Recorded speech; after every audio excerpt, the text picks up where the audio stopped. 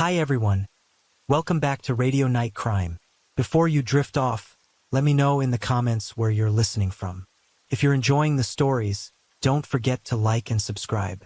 Now let's relax and jump into tonight's case.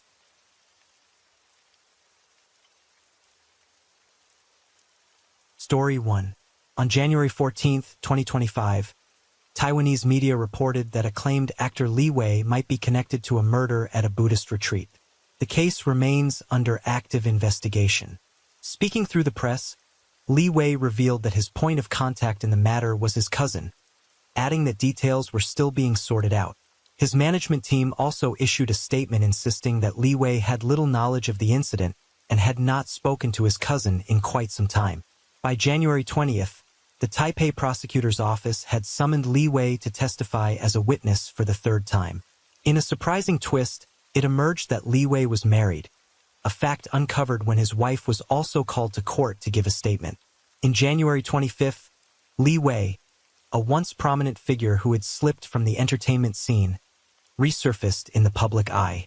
This time, however, it was as a witness summoned by the Taipei prosecutor's office, linked to a murder at a Buddhist retreat.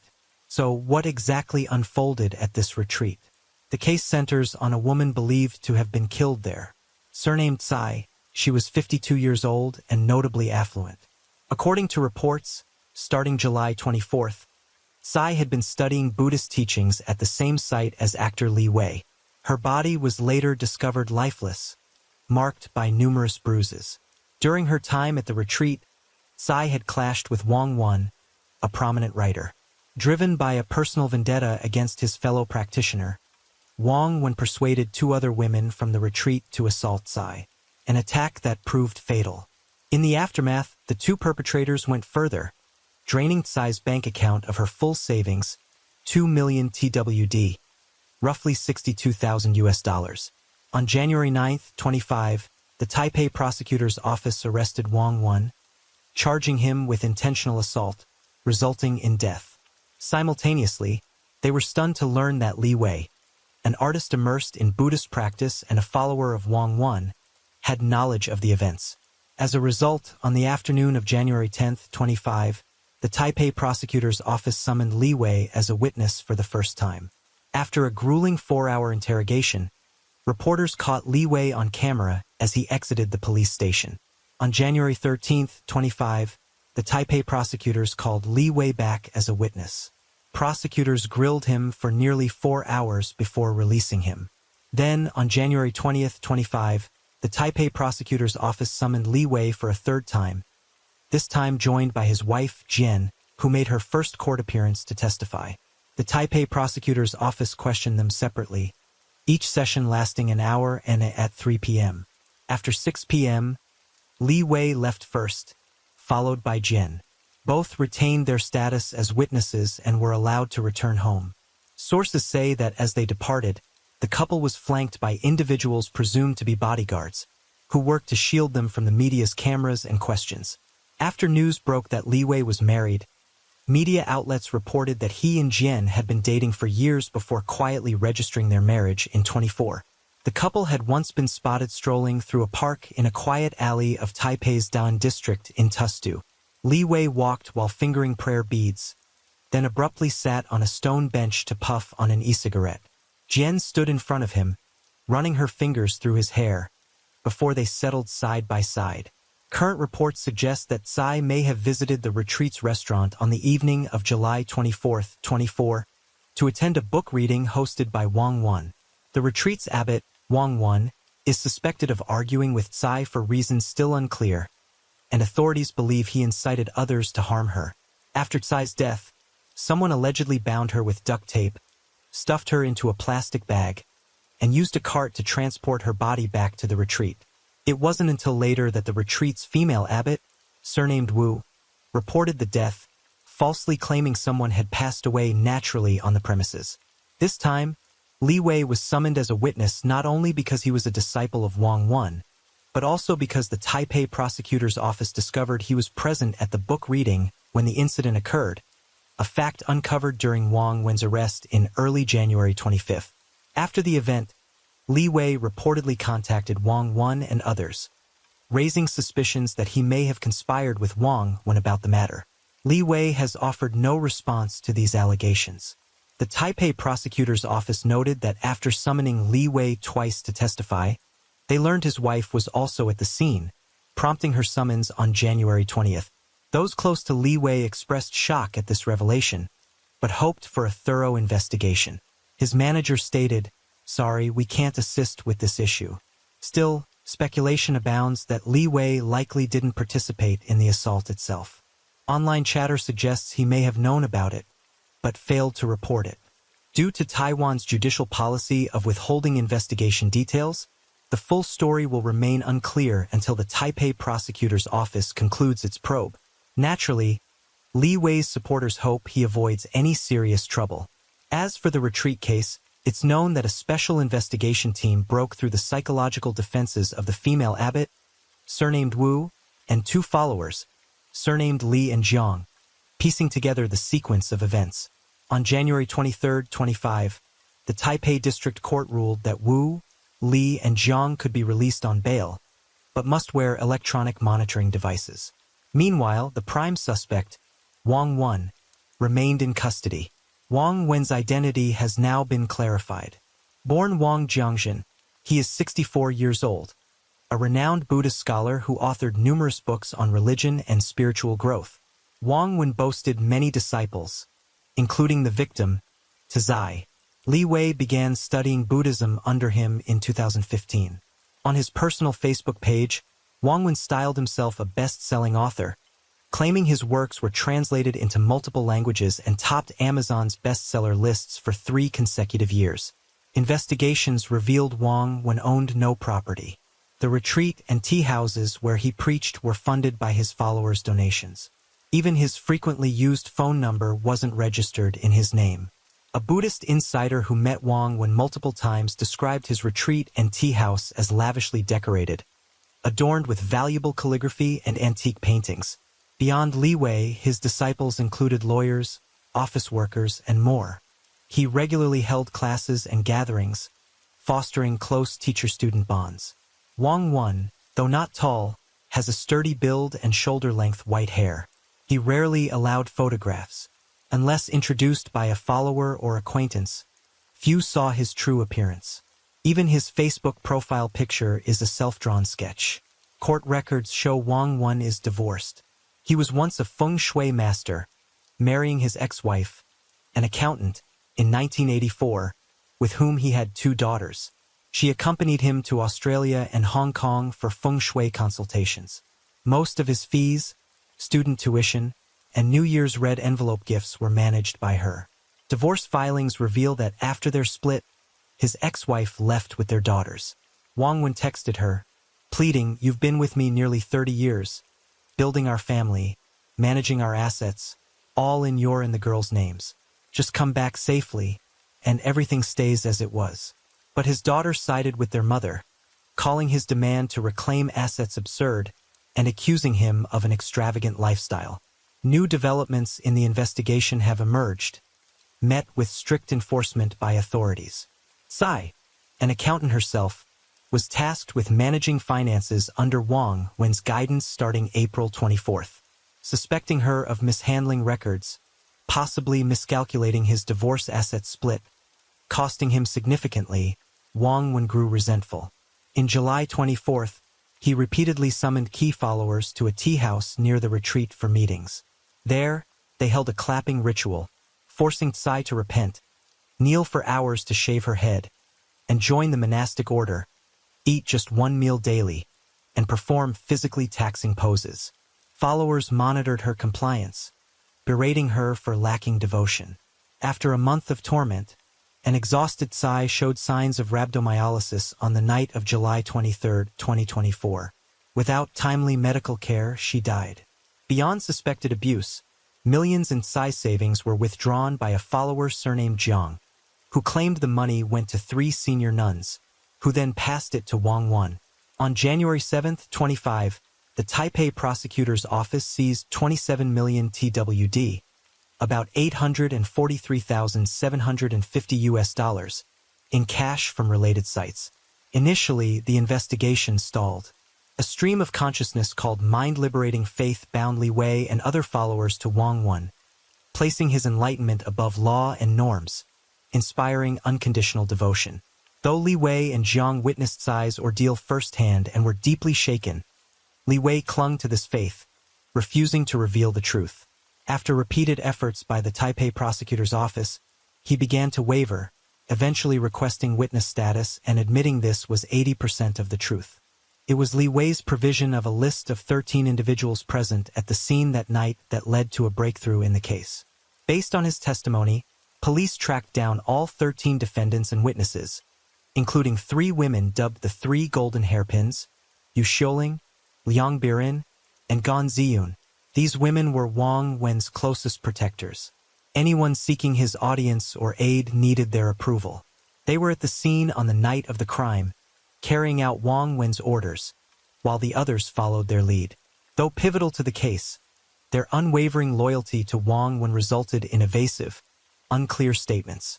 The Taipei prosecutor's office, suspecting collusion, requested the Taipei District Court to detain them without visitation rights on February 5th. Initially, Yu Xiuling was granted bail at 300,000 tibidi, about $9,375. But unable to pay, she was detained.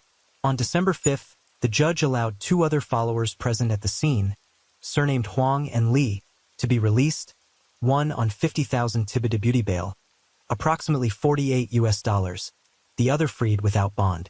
On the morning of December 6th, the Taipei prosecutor's office summoned Wang Wen again. They had uncovered 9 properties linked to him, including luxurious villas on Fuxing South Road in Dalian, Sihui, and Xindian, with a total value exceeding 300 million tibidi, over $9.375 million. Facing the prosecutor's questions, Wang Wen denied being at the scene. However, the golden hairpins reportedly testified that he was indeed present during the incident. On February 10, 2025, the female abbot surnamed Wu, previously bailed out for 600,000 tibidi, around $18,150, was summoned by the Taipei prosecutor's office for the first time to clarify the case. Reporters photographed her in a bucket hat, mask, and saffron robe. After 2 hours of questioning, she was allowed to leave. The investigation is believed to be nearing its end, with an official report possibly due by May. At this point, it's clear that the courage and honesty of actor Li Wei enabled authorities to crack the case. This incident has thrust his name back into the public spotlight. Li Wei is regarded as a pioneer of Taiwan's idol drama genre. Born Li Yiwei on July 9, 1980, in Taipei, Taiwan, he graduated from the Department of Management at Kongning Junior College of Nursing and Management. His younger brother, Yi Su, is a weight loss and fitness blogger, while his cousin, Li Yi, is also an artist known for numerous TV dramas. Li Wei was discovered by a manager while working part-time at a 7-Eleven during his time at Kongning. In 2000, he formed the music duo Wee Wee with Lin Yuwei, debuting with their first TV drama, Angel Boy. In 2001, Li Wei starred in the idol drama Toast Boys Kiss, earning a Best Actor nomination at the 37th Golden Bell Awards. That same year, on October 10th, he ranked 3rd on MuchTV's Top 10 Most Charming Men, just behind Jerry Yen. Also in 2001, Wee Wee released their debut album Happy Day, sparking the Li Wei style craze in the entertainment world. In 2004, Li Wei starred alongside Rainy Yang in the racing-themed idol drama Speed Legend. In 2007, he appeared in Bullfighting and was nominated for Best Supporting Actor at the 43rd Golden Bell Awards. In 2009, he joined Shou Lo and Rainy Yang in the youthful idol drama Sweet Moments. In 2012, he led Man Boy, a socially reflective idol drama, earning a Best Actor nod at the 17th Asian Television Awards for his role as the adult. In 2018, he headlined Legend of the Jade Sword. Post-pandemic, Li Wei stepped away from acting, focusing on Buddhism and launching a high-end tea set business. He kept a low profile. His latest Weibo post from 23 merely reshared fans' nostalgic tributes. For the past 2 years, he'd largely vanished from public view. Rumors suggest his premium tea sets fetched hundreds of millions of TWD, millions in USD, netting him substantial profits. Even film offers couldn't lure him back. He'd fully shed his celebrity life. A car enthusiast, Li Wei once owned 5 vehicles at once, not just collecting but racing them, including in a charity event hosted by Jimmy Lin. Beyond cars, he amassed vintage glasses and watches, reportedly owning hundreds of pairs. Romantically, Li Wei's entertainment career was shadowed by numerous rumored relationships. In 2001, he and actress Su, a newcomer, co-starred in Youthful 6. Sparks flew on set, but his agency's no-dating policy forced them into secrecy. The romance ended in January 2004. On January 26, 2007, Su died in a car accident. Barred by her family from seeing her one last time, Li Wei mourned her loss. For 14 years, he posted birthday tributes on Weibo, writing, "May love and warmth keep shining. Happy birthday, Angel." Media speculate his tribute stopped after 2 due to a new relationship, avoiding past mentions. Beyond Shu, in 2006, Li Wei and sparked rumors while filming A Child from Heaven. Breakup buzz surfaced in October ties in 7, though neither confirmed the relationship. Some suspected overlap with Shu, stirring controversy. In 2014, he and actress Yao Di co-starred in From Love to Happiness. Yao Di was reeling from her role in the One Zhang Li marriage scandal, famously marked by Ma's line, "Cherish what you have." Li Wei didn't shy away, offering her support, fueling fake romance turned real rumors. On June 24, 2015, media reported Li Wei met Yang Zi, an artist manager from the dating show Perfect Match, at a 2014 party. Rumors claimed they hit it off, soon living together in Beijing like a couple. This reignited a love triangle scandal with Yao Di. A netizen, Yuki, leaked private photos of Li Wei, including him in underwear at home, with a short-haired woman intimately resting her foot on his shoulder or back. Yuki claimed she was Yang Zi. Speculation swirled that Yang Zi leaked them, angered by a third party's interference. Li Wei publicly staked his claim as the main partner, but that very evening, he took to Weibo to set the record straight. He explained that those photos were taken over a year ago, vowing to take responsibility for his past actions. However, he insisted the woman in them was never his girlfriend. The matter, he said, concerned no one else. If anyone wanted to stir up a scandal, they should target him alone and leave others out of it. He added that he was currently single and pursuing Yao Di, admitting he was deeply fond of her. In a public apology to Yao Di, Li Wei expressed regret for her being dragged into this mess without cause, claiming he had no idea where this strange person had come from. Hours after Li Wei's candid confession of his feelings for Yao Di, Yang Zi fired back on Weibo with a photo of herself trimming a man's nails. She gently held his hand, and the distinctive pattern of underwear peeking into the frame confirmed it was Li Wei. In a tone laced with resentment, she wrote, "Thank you for showing me I was just a woman you toyed with and discarded. With one Weibo post, you kicked me aside to chase your next true love." It seemed Yang Zi had lost all hope in Li Wei by this point. Rumors swirled that when Li Wei began filming From Love to Happiness, he couldn't bear seeing Yao Di relentlessly criticized. He told Yang Zi he'd console Yao Di after shoots, a move Yang Zi jokingly warned might turn into real romance. Her jest proved prophetic. Yet Li Wei and Yao Di never made it work. In 2019, Yao Di revealed she'd married Gao Jie, a hotel businessman introduced by her close friend Ma Su. From March 23rd, Li Wei vanished from the entertainment world, cutting off contact with everyone, friends and family included. Actress Li Yanjin, who wants him as a brother, recalled how Li Wei was the life of the party, always rallying people for dinners and gatherings, exuding Big Brother vibes. But in recent years, he'd truly disappeared. When she invited him to her wedding, he didn't even hint at attending, a mystery that baffled her. Li Wei's cousin, Li Yi, speaking through his manager, said they only met during Lunar New Year, with no regular contact otherwise. Entertainment reporters noted that over the past 2 years, those spotted near Li Wei were strangers, no industry stars or relatives in sight.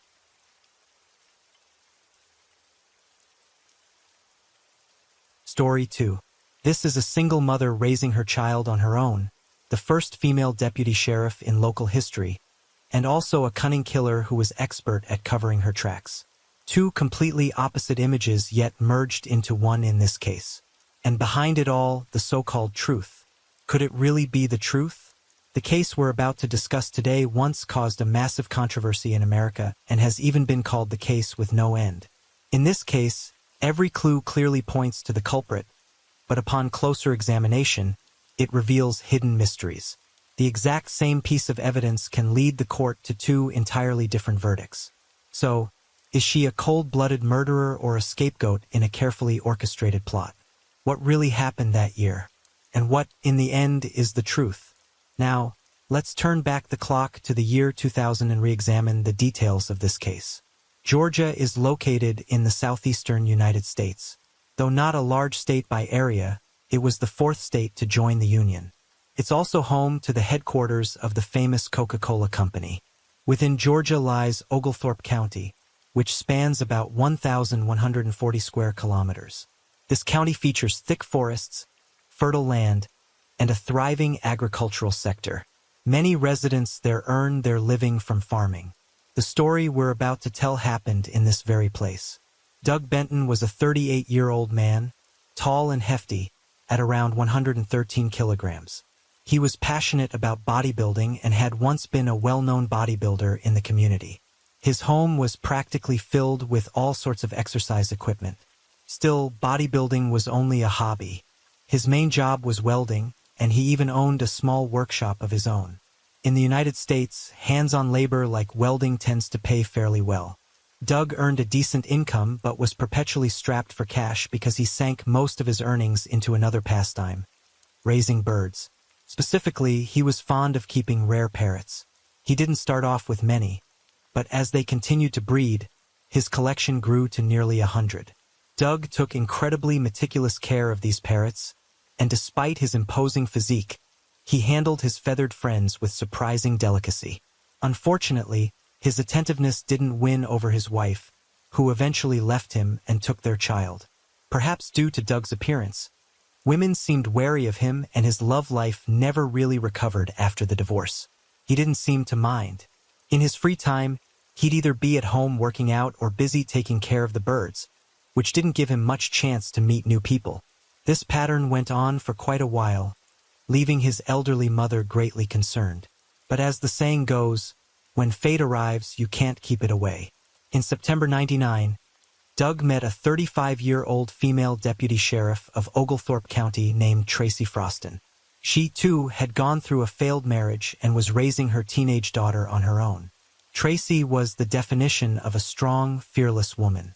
She loved challenges, never backed down, and became the first female deputy sheriff in the county's history, a title that only underscored her fierce determination. She was also quite physically fit herself. Tracy's interests weren't typical of most women. She enjoyed riding motorcycles, going horseback riding, hunting, lifting weights. Someone like Tracy created a special spark with a bodybuilding enthusiast like Doug, and they naturally fell into a relationship. At the time, Doug even told his mother excitedly, "Mom, I'm in love." Doug's mother, Carol, was overjoyed and thought highly of Tracy. Tracy's own mother supported the relationship, too. Yet, for all that promise, this couple, who seemed like a perfect match, would soon be tested by a series of crises. One day, Doug was nowhere to be seen.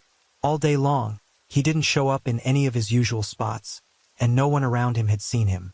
Sometimes Doug went camping or took his boat out for a few days, so at first his friends and neighbors weren't overly concerned. But as the days slipped by and Doug still hadn't returned, it became clear that something was terribly wrong. The first person to realize something wasn't right was Doug's neighbor. Lately, the parrots Doug kept had been screeching and squawking incessantly, and the neighbor hadn't spotted Doug for nearly 2 weeks. Worried, the neighbor went to check on the birds and discovered they had no food at all. Over a dozen had already died of starvation. This was highly unusual. From what the neighbor knew, Doug always made sure to leave enough food and water for his parrots whenever he left town. Alarmed, the neighbor decided to call the police, fearing Doug might have met with disaster. When the police arrived at Doug's home, they confirmed that 13 of his parrots had died. After feeding the remaining birds, they began searching for Doug. Naturally, they questioned Doug's girlfriend, Tracy. She said they had argued and broken up some time ago, and that she hadn't seen him in a while. The last time she heard from Doug was on June 6th when he called. She didn't pick up, and it went to voicemail. After that, they had no further contact. By this point, the police strongly suspected something terrible had happened. Doug had been missing for quite some time without anyone realizing it, and now it looked unlikely he was simply on a trip. The urgent priority was to find him, and fast. But no matter how hard the police searched, they found no sign of Doug. He seemed to have vanished without a trace. For a while, Doug Benton's disappearance became a quiet town. On June 17th, the police finally found Doug's car. It was parked near a friend's house, and there was a strange note on the windshield saying, "I have to leave town for a while. I trust you can take good care of my car." The police immediately turned their attention to Tracy. She was Doug's girlfriend and a county deputy sheriff, which meant she had every opportunity and the capability to commit the crime. Moreover, she may have lied about her last contact with Doug. Investigators checked Tracy's voicemail and discovered she had deleted a message on June 4th in which Doug told her he was on his way to see her. Tracy could not explain why she erased the voicemail. Her statements were riddled with inconsistencies. For instance, she claimed to have sold her .22 caliber revolver to a friend before Doug died, but later she said she had thrown the gun away. Before long, the police found that very gun in a reservoir near Tracy's house. Forensic analysis identified it as the weapon that ended Doug's life. They also detected traces of concrete in Tracy's pickup truck, leading them to suspect she used cement to secure Doug's body inside a trough. Police also discovered that Tracy had secretly purchased a $200,000 life insurance policy for Doug, naming herself as the sole beneficiary. Doug had no idea this policy existed. For Tracy, $200,000 was an enormous sum of money, potentially providing a motive for murder. During the investigation, officers interviewed Tracy's family and friends. Nobody believed she was capable of such a horrific crime. She was described as a kind-hearted single mother who loved and cared for her daughter, and a dedicated deputy sheriff who got along well with her colleagues. Yet some people noted that Tracy had a controlling nature and was extremely sensitive to criticism. She was also struggling financially and had incurred a large debt. Perhaps those financial pressures had driven her to commit the crime. Tracy's motive, however, remained unclear. She already had a secure job and would have stood to inherit Doug's property if anything happened to him. Why would she need to kill him for an insurance payout? The police suspected there might be others involved in the case. They investigated Tracy's various connections but found no leads, and the case gradually reached a dead end. Fortunately for investigators, they discovered a .22 caliber hunting rifle in Tracy's home, matching the .22 caliber gunshot wounds found on Doug's body. Additionally, Tracy's truck contained cement residue similar to the cement on the trough, and nearby trees at the trough's location bore scratches resembling those on her pickup. With this evidence, the police felt they had sufficient proof that Tracy was Doug's killer. The clues seemed overwhelming, even airtight. Tracy was subsequently arrested and charged with premeditated murder and arson. If convicted, she would face life in prison. Yet the story was far from over, and things were clearly more complicated than they appeared. During the trial, Tracy vehemently protested her innocence, insisting, "This is all a setup. I'm being framed by the real killer." She elaborated, "I'm a former deputy sheriff. I've studied countless criminal cases and know exactly how police investigations work. If I were the one who committed this crime, would I be stupid enough to keep the murder weapon at my house? Would I leave the trough in plain sight? Would I leave obvious pieces of evidence like paint, a trough, cement, or a shower curtain for anyone to find? I would have destroyed every shred of evidence or buried that trough somewhere remote. There are plenty of forests around here, making it incredibly easy to hide a weapon. Now these incriminating items turn up so neatly, only an idiot would do that. And every clue points straight at me." In an instant, the evidence at Tracy's home seemed even more suspicious. Her argument was compelling, so let's recall some additional details of this case. Take the murder weapon, for example. While Doug did indeed die from a .22 caliber gunshot, the police could not conclusively prove that Tracy's .22 caliber rifle was the gun that killed him. All they knew was that her .22 rifle was one possible weapon. Besides, if Tracy had really shot Doug with a rifle from her home, would she then be careless enough to leave it there for the authorities to discover? Another example is the note found in Doug's car. Initially, the police assumed it was written by the killer, but handwriting experts later determined it was not in Tracy's handwriting. There was also a bloodstain discovered on Doug's door, which investigators first believed belonged to the murderer. Testing, however, showed that it was not Tracy's blood. Another suspicious point is Doug's physical size. He weighed around 113 kilograms, while Tracy, despite her interest in bodybuilding, stood only about 1.67 meters tall and weighed roughly 63 kilograms. Anyone who has ever tried to move a person weighing just 50 kilograms knows how difficult it can be. Even two people can struggle. If Doug weighed 13 kilograms and had been killed, how could Tracy move him by herself? Moreover, the metal trough, filled to the brim with cement, ended up weighing about 60 kilograms in total. How could she possibly haul it out to the pasture on her own? Could it be that someone else was responsible? Tracy continued, "The search warrant for my house was invalid and violated both the U.S. Constitution and the Georgia State Constitution. It seems like someone already knew there was evidence in my home, and they got the warrant because they were sure of what they'd find. Yes, I did buy cement, a shower curtain, and a trough, but only because I wanted to build a dog run. Someone must have stolen my cement, trough, paint, and shower curtain to frame me. But why would anyone want to set me up? Who holds that big of a grudge against me?" She then brought up an especially critical point. She explained, "Through my own hard work, I became the only female deputy sheriff in the county, serving every day in a male-dominated environment. Even though I did the same job as my male colleagues, my pay was drastically lower. That's simply unfair. So, I spoke up for women's rights, believing women should be treated the same as men. But my opinion was ignored. Worse yet, the male officers in the department often made vile, offensive remarks about women. Some even spread rumors that I used to be an exotic dancer and had photos of me involved with two men. Of course, none of it was true. But what could I do? I had to swallow my anger, and the harassment continued. Eventually, I met Doug and confided in him about these problems. He was straightforward and suggested I record those conversations. Maybe it could come in handy later.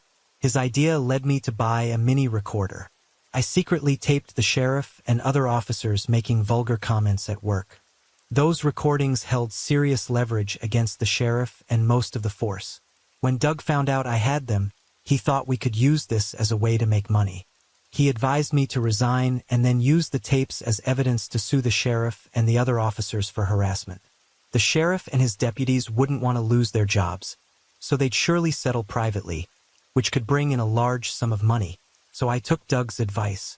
Apparently, that move enraged the sheriff and the officers handling this case. Less than 4 months after I quit my job as deputy sheriff and filed a harassment lawsuit against the sheriff, Doug was murdered and I became the prime suspect. Quite a coincidence, don't you think? So I believe this is a meticulous scheme aimed at covering up the police department scandals and eliminating a potential threat. Based on the evidence Tracy provided, the court deemed her argument plausible enough to grant a new trial. In many ways, it looked like a major victory for Tracy, but the next development in the case took yet another 180-degree turn. During the second trial, the evidence itself remained largely the same, but the police presented a more convincing set of inferences and the final verdict was completely different. Through further investigation, the authorities discovered that Tracy's relationship with Doug was far from harmonious. She was a strong, hot-tempered woman who wanted Doug entirely to herself. Whenever Doug spent time with anyone else, Tracy grew jealous. They frequently clashed, sometimes even resorting to firearms. Police also uncovered 2 notes written by Tracy. One read, "If you dare leave me, I'll take your life," while the other said, "If you keep this up, I won't be so lenient next time." Both notes underscored just how easily Tracy could fly into a rage. Investigators also found a video Doug had recorded for his son, which seemed like a final testament. In it, Doug explained, "I'm making this video for my son, in case something happens to me, so at least he'll have something to remember me by." Essentially, he wanted to ensure his son had a keepsake should anything befall him. The police theorized that Doug might have anticipated something dire happening if he continued living with Tracy. Another hypothesis suggested Doug was acting as an informant for law enforcement and had angered someone, prompting him to make the video when he realized he was in danger. However, the police denied that Doug had ever been a source of information for them. As for some of the earlier points of doubt, the police proposed a new line of reasoning. At the time of the incident, Doug was resting on the sofa when Tracy suddenly attacked and killed him, then wrapped his body in a shower curtain and rolled it across the floor, all the way to the back door. According to the investigators, this wouldn't require a great deal of force, and Tracy could have managed it. Once everything was in place, she drove her pickup truck around to the back door. Because the first floor had an additional semi-basement level, the house's floor was at the same height as the truck bed, making it relatively easy to roll Doug onto the vehicle and into an empty trough, then seal it with cement. She only had to wait a few hours for the cement to set before driving to the pasture. Upon arriving at the pasture, she would have needed only a bit of finesse with a rope. One end of the rope was attached to a heavy rock, while the other end split into two branches, each tied to a large tree on either side of the trough. Finally, all she had to do was drive away, causing the trough to fall off on its own. No heavy lifting required.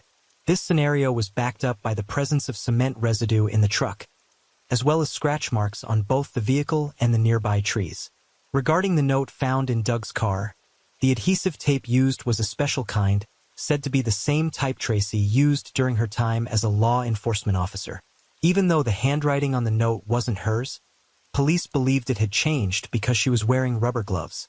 After serving 10 years in prison, Tracy still refused to give up on overturning her conviction. In 2015, she acted as her own lawyer and presented new evidence in an attempt to secure a retrial. According to Prosecutor Parks White of the Northern District, this was Tracy's final appeal. However, the state's Supreme Court denied her request. Speaking to the media, Prosecutor White stated, "This case has been tried and concluded, and she has exhausted every avenue of appeal." With that, Tracy's fate was sealed by the courts, although many locals continued to believe she was innocent and had been wrongly accused. Tracy's daughter Alice always believed in her mother and never stopped hoping for her return. She insisted her mother was too clever to leave so many obvious clues behind. What's more, Doug was physically very large, and Alice couldn't imagine how her mother alone could have accomplished all those steps. "I don't think my mom, Tracy, could have pulled it off. Doug was huge, really heavy. He was a bodybuilder and very tall. There's no way my mom, Tracy, could move him around like that." Ironically, Doug's mother, who might have been expected to despise Tracy the most, said in an interview that she believed the true killer was someone else and that Tracy was innocent. William Phelps, the author of 35 true crime books, also investigated and found many suspicious details in the case. In his view, Tracy is either a cold-blooded murderer or a scapegoat. To uncover the truth, he argued, the entire investigative team and everyone else involved in the case, including the police, would need to be replaced.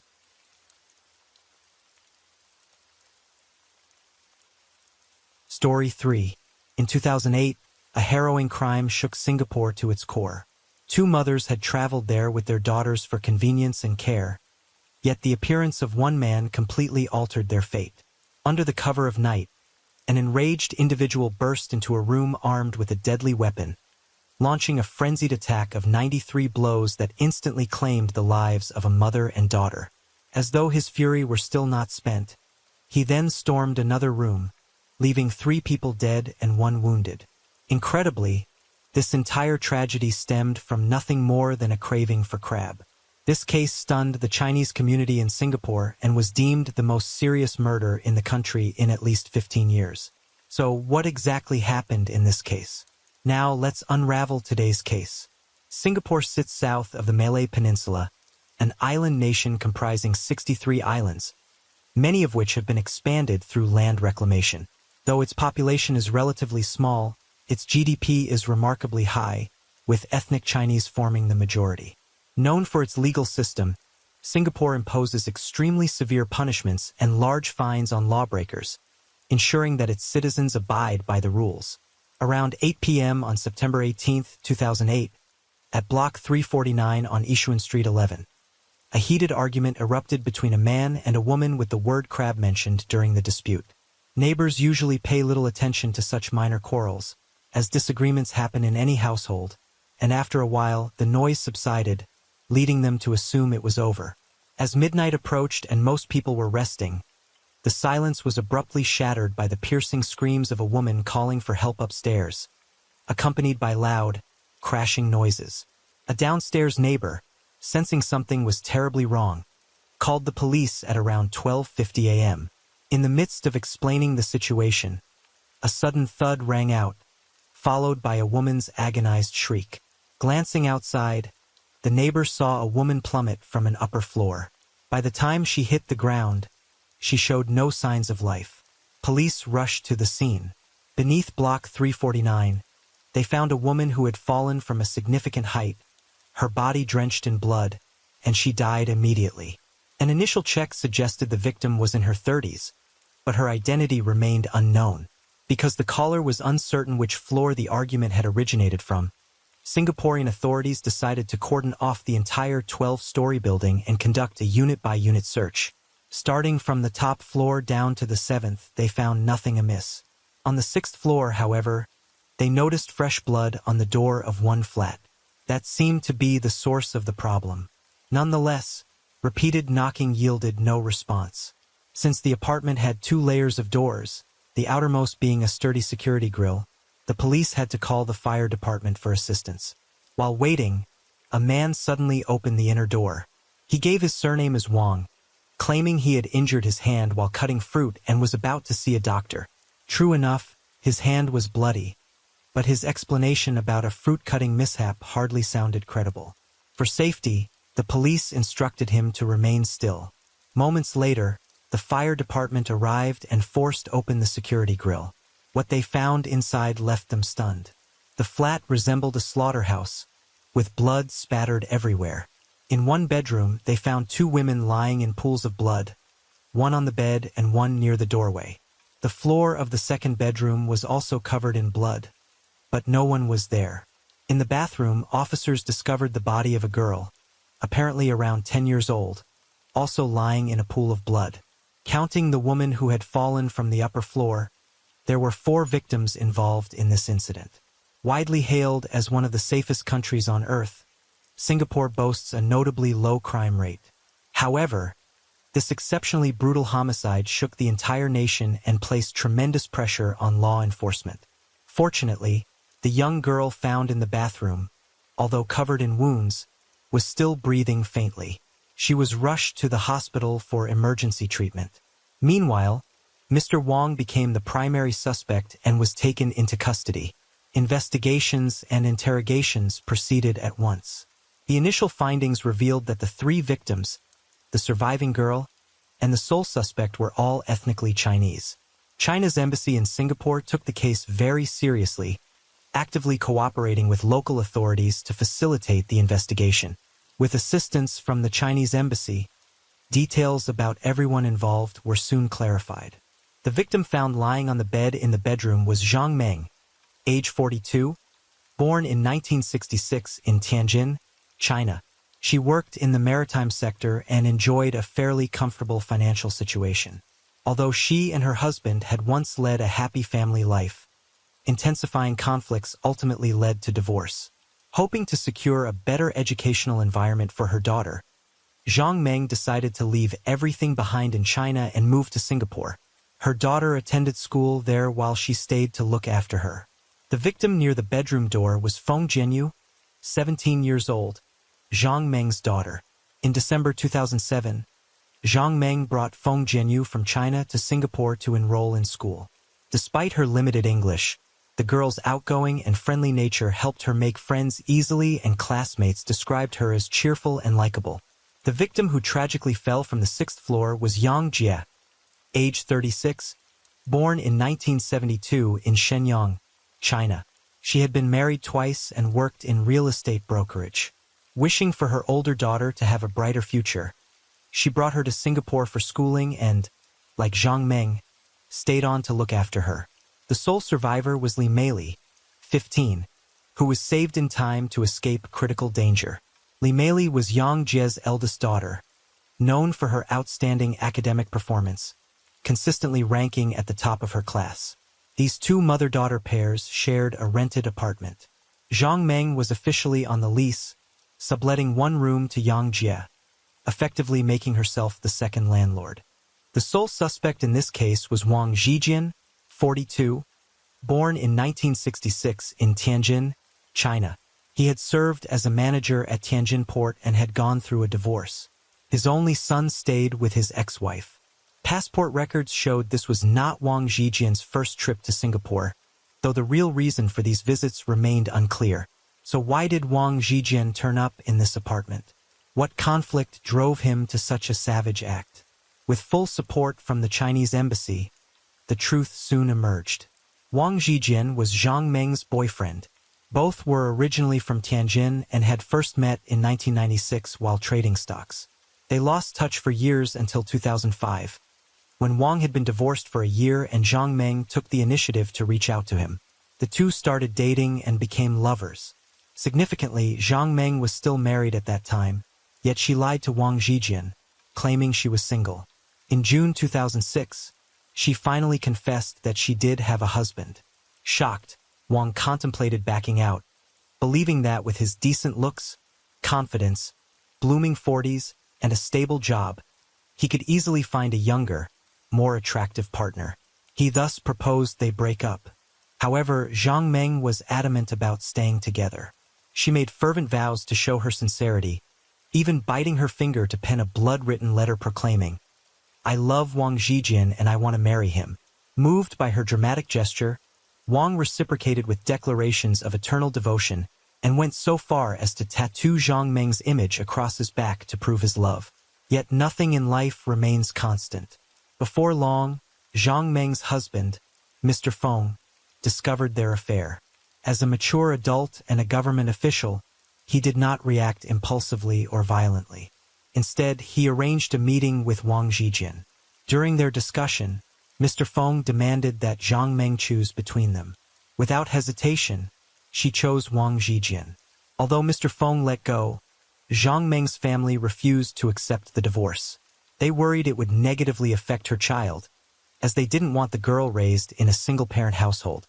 Convinced that Wang Zhijian had seduced Zhang Meng and deliberately wrecked her marriage, they repeatedly harassed him, from issuing threats to physical confrontations. As rumors spread around the workplace, Wang felt too ashamed to continue and chose early retirement. Upon leaving his job, he received a one-time retirement payout of 400,000 Chinese yuan, approximately $60,000. Zhang Meng and Wang Zhijian subsequently went on the run, so to speak, moving to Chengdu to avoid further harassment. By 2007, Zhang Meng's divorce was finalized. However, not long after the divorce, her ex-husband, Mr. Feng, suffered a stroke.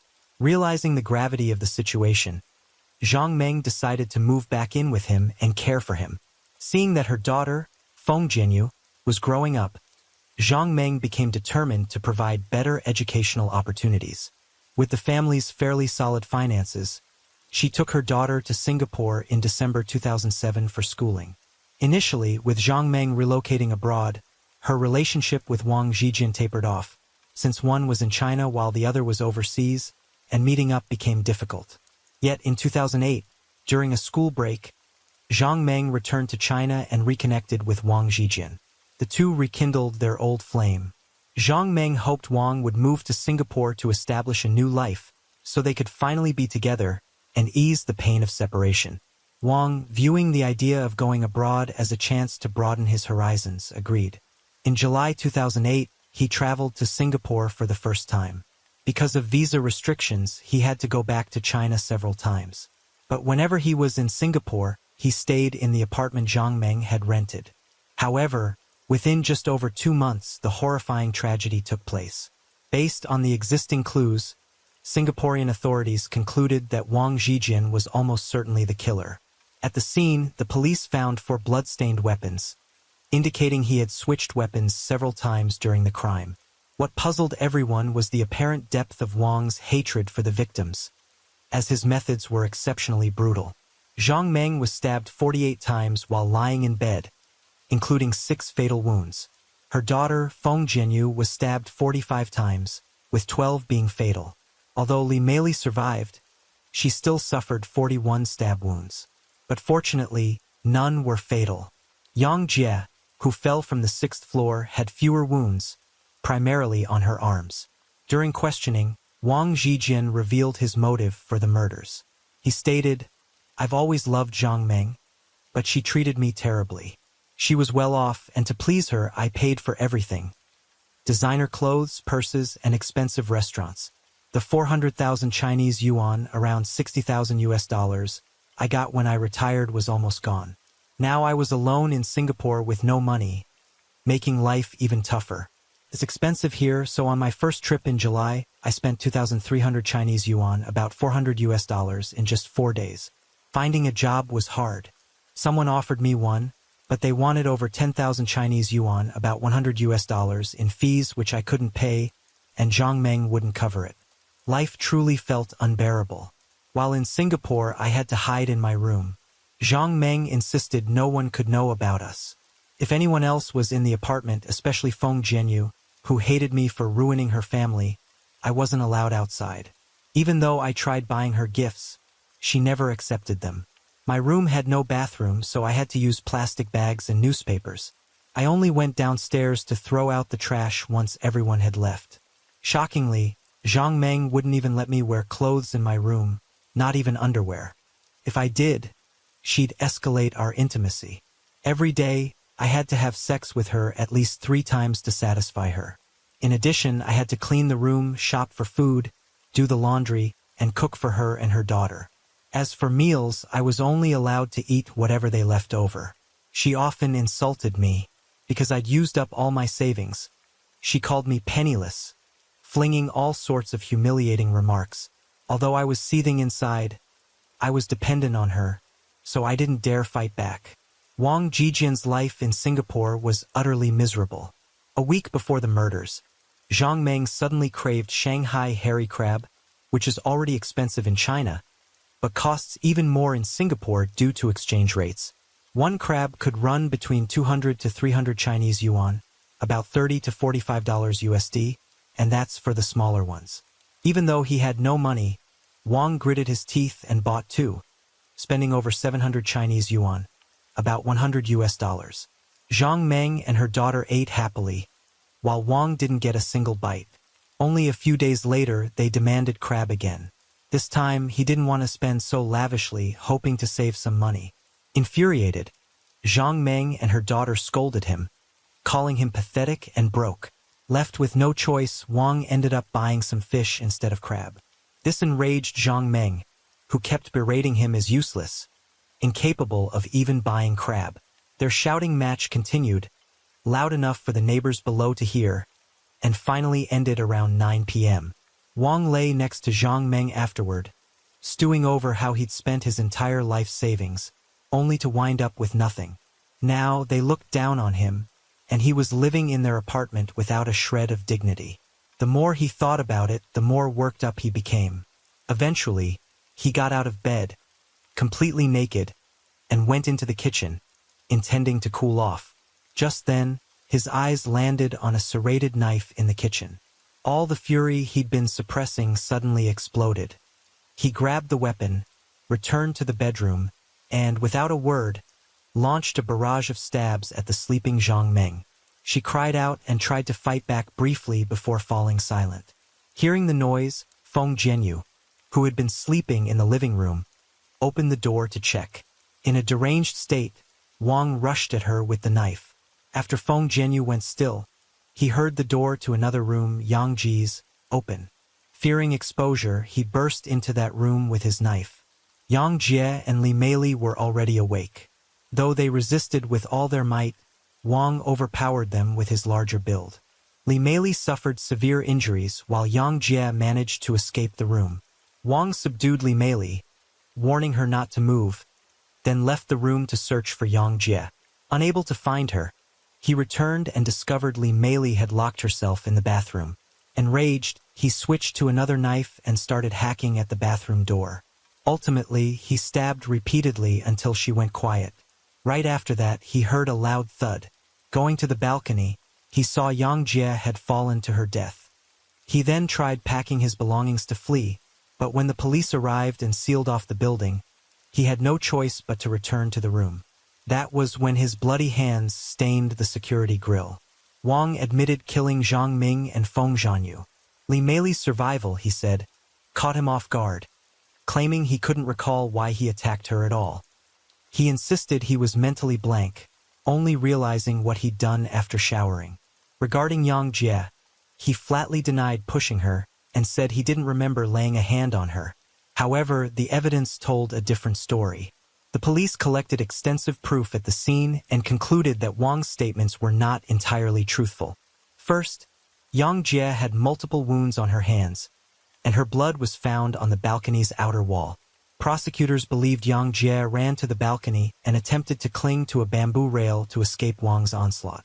Yet Wang discovered her and savagely attacked her hands, causing her to lose her grip and fall to her death. Second, Li Meili, the only living witness, refuted Wang's account that Yang Jie and Li Meili willingly opened the door, allowing him to enter and silence them. She stated that she and her mother were terrified upon hearing the commotion, hesitating over whether to call the police, when Wang burst in with a knife and launched a frenzied assault. Amid the chaos, Yang Jie dashed out while Li Meili, severely injured, still managed to kick Wang in an attempt to flee into the bathroom. Wang then switched to another weapon, broke through the bathroom door, and continued his attack.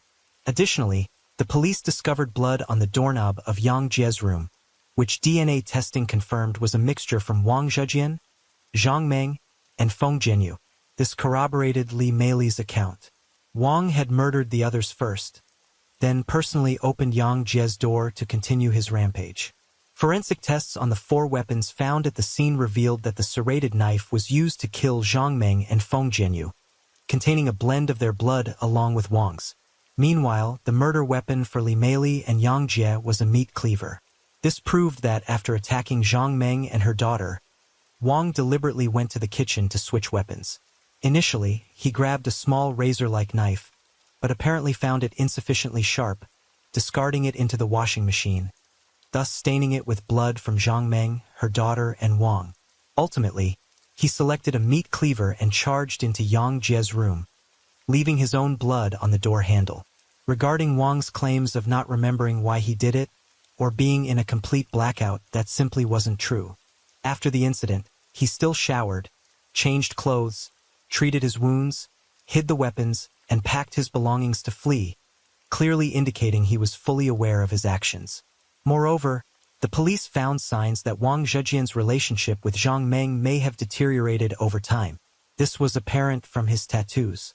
In May 2007, he had Zhang Meng's likeness tattooed on his back, but about 8 months later, following disputes, he had a venomous snake inked on his arm. Investigators believed this was a symbol portraying Zhang Meng as a poisonous serpent, suggesting Wang harbored deep-seated resentment toward her. The quarrel over crabs may have simply been the final trigger for this horrifying crime. On November 20, 2011, after a lengthy period of investigation and evidence gathering, the final trial began at Singapore's High Court. By this point, more than 3 years had passed since the crime took place, and most people expected the proceedings to be largely procedural. However, the case took a dramatic turn. The defense conceded that Wang Zhejian was indeed responsible for killing Zhang Meng and Feng Zhanyu, but claimed mitigating circumstances. They argued that Wang had been under Zhang Meng's control for an extended period, particularly during his humiliating stay in Singapore, compounded by losing his job and his life savings, and further exacerbated by threats and harassment from Zhang Meng's family. These factors allegedly drove him into deep depression and an adjustment disorder. In essence, they maintained that Wang lashed out in a state of uncontrollable rage, unable to restrain himself. Wang also stated he could not clearly recall what happened at that moment, possibly due to a psychological disorder that caused him to lose conscious awareness under intense stress. The defense psychologist Dr. Shin cited literature on mental illnesses to support this theory. Consequently, the defense argued that with regard to the deaths of Zhang Meng and Feng Jianyu, Wang Zhejian should only be charged with manslaughter and face, at most, life imprisonment or a sentence under 10 years. On November 30, 2012, after 4 months of presenting evidence, the High Court announced its verdict. Taking the defense psychologist's report into account, the judge found that Wang Zhejian's humiliating experiences could qualify as mitigating factors, given that he allegedly committed the crimes while in an uncontrollable state. Furthermore, when confronting Feng Jianyu, the judge concluded that Wang remained in this uncontrolled state, unaware of whom he was attacking, only that a person stood in the doorway. Thus, for the deaths of Zhang Meng and Feng Jianyu, Wang was held accountable for manslaughter rather than premeditated murder. As for Yang Jie's death, the judge determined no mitigating factors applied. After killing Zhang Meng and her daughter, Wang paused and went to the kitchen to change knives, indicating he was still lucid rather than entirely out of control. Having already vented his rage, he no longer had grounds for the same level of diminished responsibility. Consequently, Wang was found guilty of murder in Yang Jie's death and received the death penalty by hanging. Notably, Wang Zhejian displayed a slight smile when the sentence was read. Throughout the trial, he would periodically and seemingly unconsciously grin, unsettling those present. Soon after the court announced the verdict, heated public debate erupted. Even though Wang had been sentenced to death by hanging, many people were outraged that the 93 total stab wounds inflicted on Zhang Meng and Feng Jianyu had been classified as manslaughter rather than murder, branding the court's decision as misguided. Naturally, the prosecution was also incensed and quickly filed an appeal. Surprisingly, Wang himself was dissatisfied with his death sentence and appealed as well. On November 28, 2014, the appellate court reopened the case. Following an exhaustive review, it rejected Wang Zhejian's appeal and upheld the prosecution's. The judge at the appellate level did not agree with the defense's contention that Wang lost control due to an adjustment disorder, ruling that while he might suffer from such a disorder, it was not severe enough to cause complete loss of control during the offense. Moreover, after committing the crime, he hid. The subsequent psychological evaluation found him mentally composed. As a result, the judge overturned the previous verdict, dismissed the notion of diminished responsibility for Zhang Meng's and Feng Jianyu's deaths, and declared that he had killed them with deliberate intent. This time, Wang Zhejian did not smile when the ruling was read, apparently recognizing that his fate was now sealed. Most people accepted the final outcome with relief, believing it was the correct ruling. Of course, a minority felt sympathy for Wang Zhejian, arguing that he had been severely manipulated and psychologically damaged, perhaps even mentally ill. Nevertheless, such factors do not grant immunity from legal consequences. This case was the most serious crime in Singapore in 15 years. Though it has ended, its impact on the local Chinese community remains, also exposing the hardships many mothers face when accompanying their daughters overseas. Due to policy constraints, mothers who accompany their children to Singapore during the first year are often unable to secure work permits, forcing them to take jobs such as cleaning or working in cafes. Singapore already held reservations about Chinese mothers staying with their children, and this case further undermined trust in the Chinese community.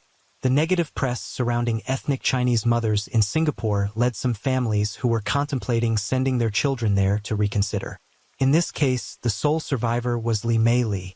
With a difficult family background and no father or stepfather to accompany her, she chose to remain in Singapore after the crime to continue her studies.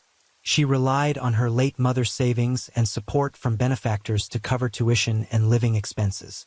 Although she underwent a long recovery process, the scars on her body and the haunting memories of that night remain. She lost vision in her right eye and must use a prosthetic. Her body still bears multiple scars. Even so, she finished her education, and one can only hope she finds a brighter future ahead.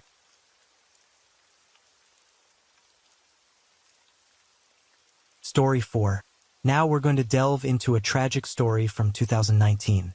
Bandendiscan in Florida, where a man named Grant Amato lost everything because of his obsession with online girls. The allure of the virtual world gradually consumed him, pulling him into addiction and virtual relationships that shattered his family's happiness and led to devastating, unforeseen consequences. Join us as we examine every detail to understand how a single wrong decision can completely alter one's life and the horrifying price we pay when we lose ourselves in a realm of fantasy. We'll uncover how this seemingly harmless fascination spiraled out of control and why the choices we make, no matter how trivial they may seem at the time, can ultimately destroy everything we hold dear. The Amato family lived in Florida. The mother, Margaret, served as a customer operations manager at a healthcare company, while the father, Chad, worked as a clinical pharmacist at CVS Pharmacy, the largest pharmacy chain in the United States. The couple had 3 sons, their eldest, Jason, whom Chad had adopted at the age of 3 before marrying Margaret, and then 2 more boys, Cody and Grant, after they married. Margaret and Chad worked hard to provide their sons with a good home environment.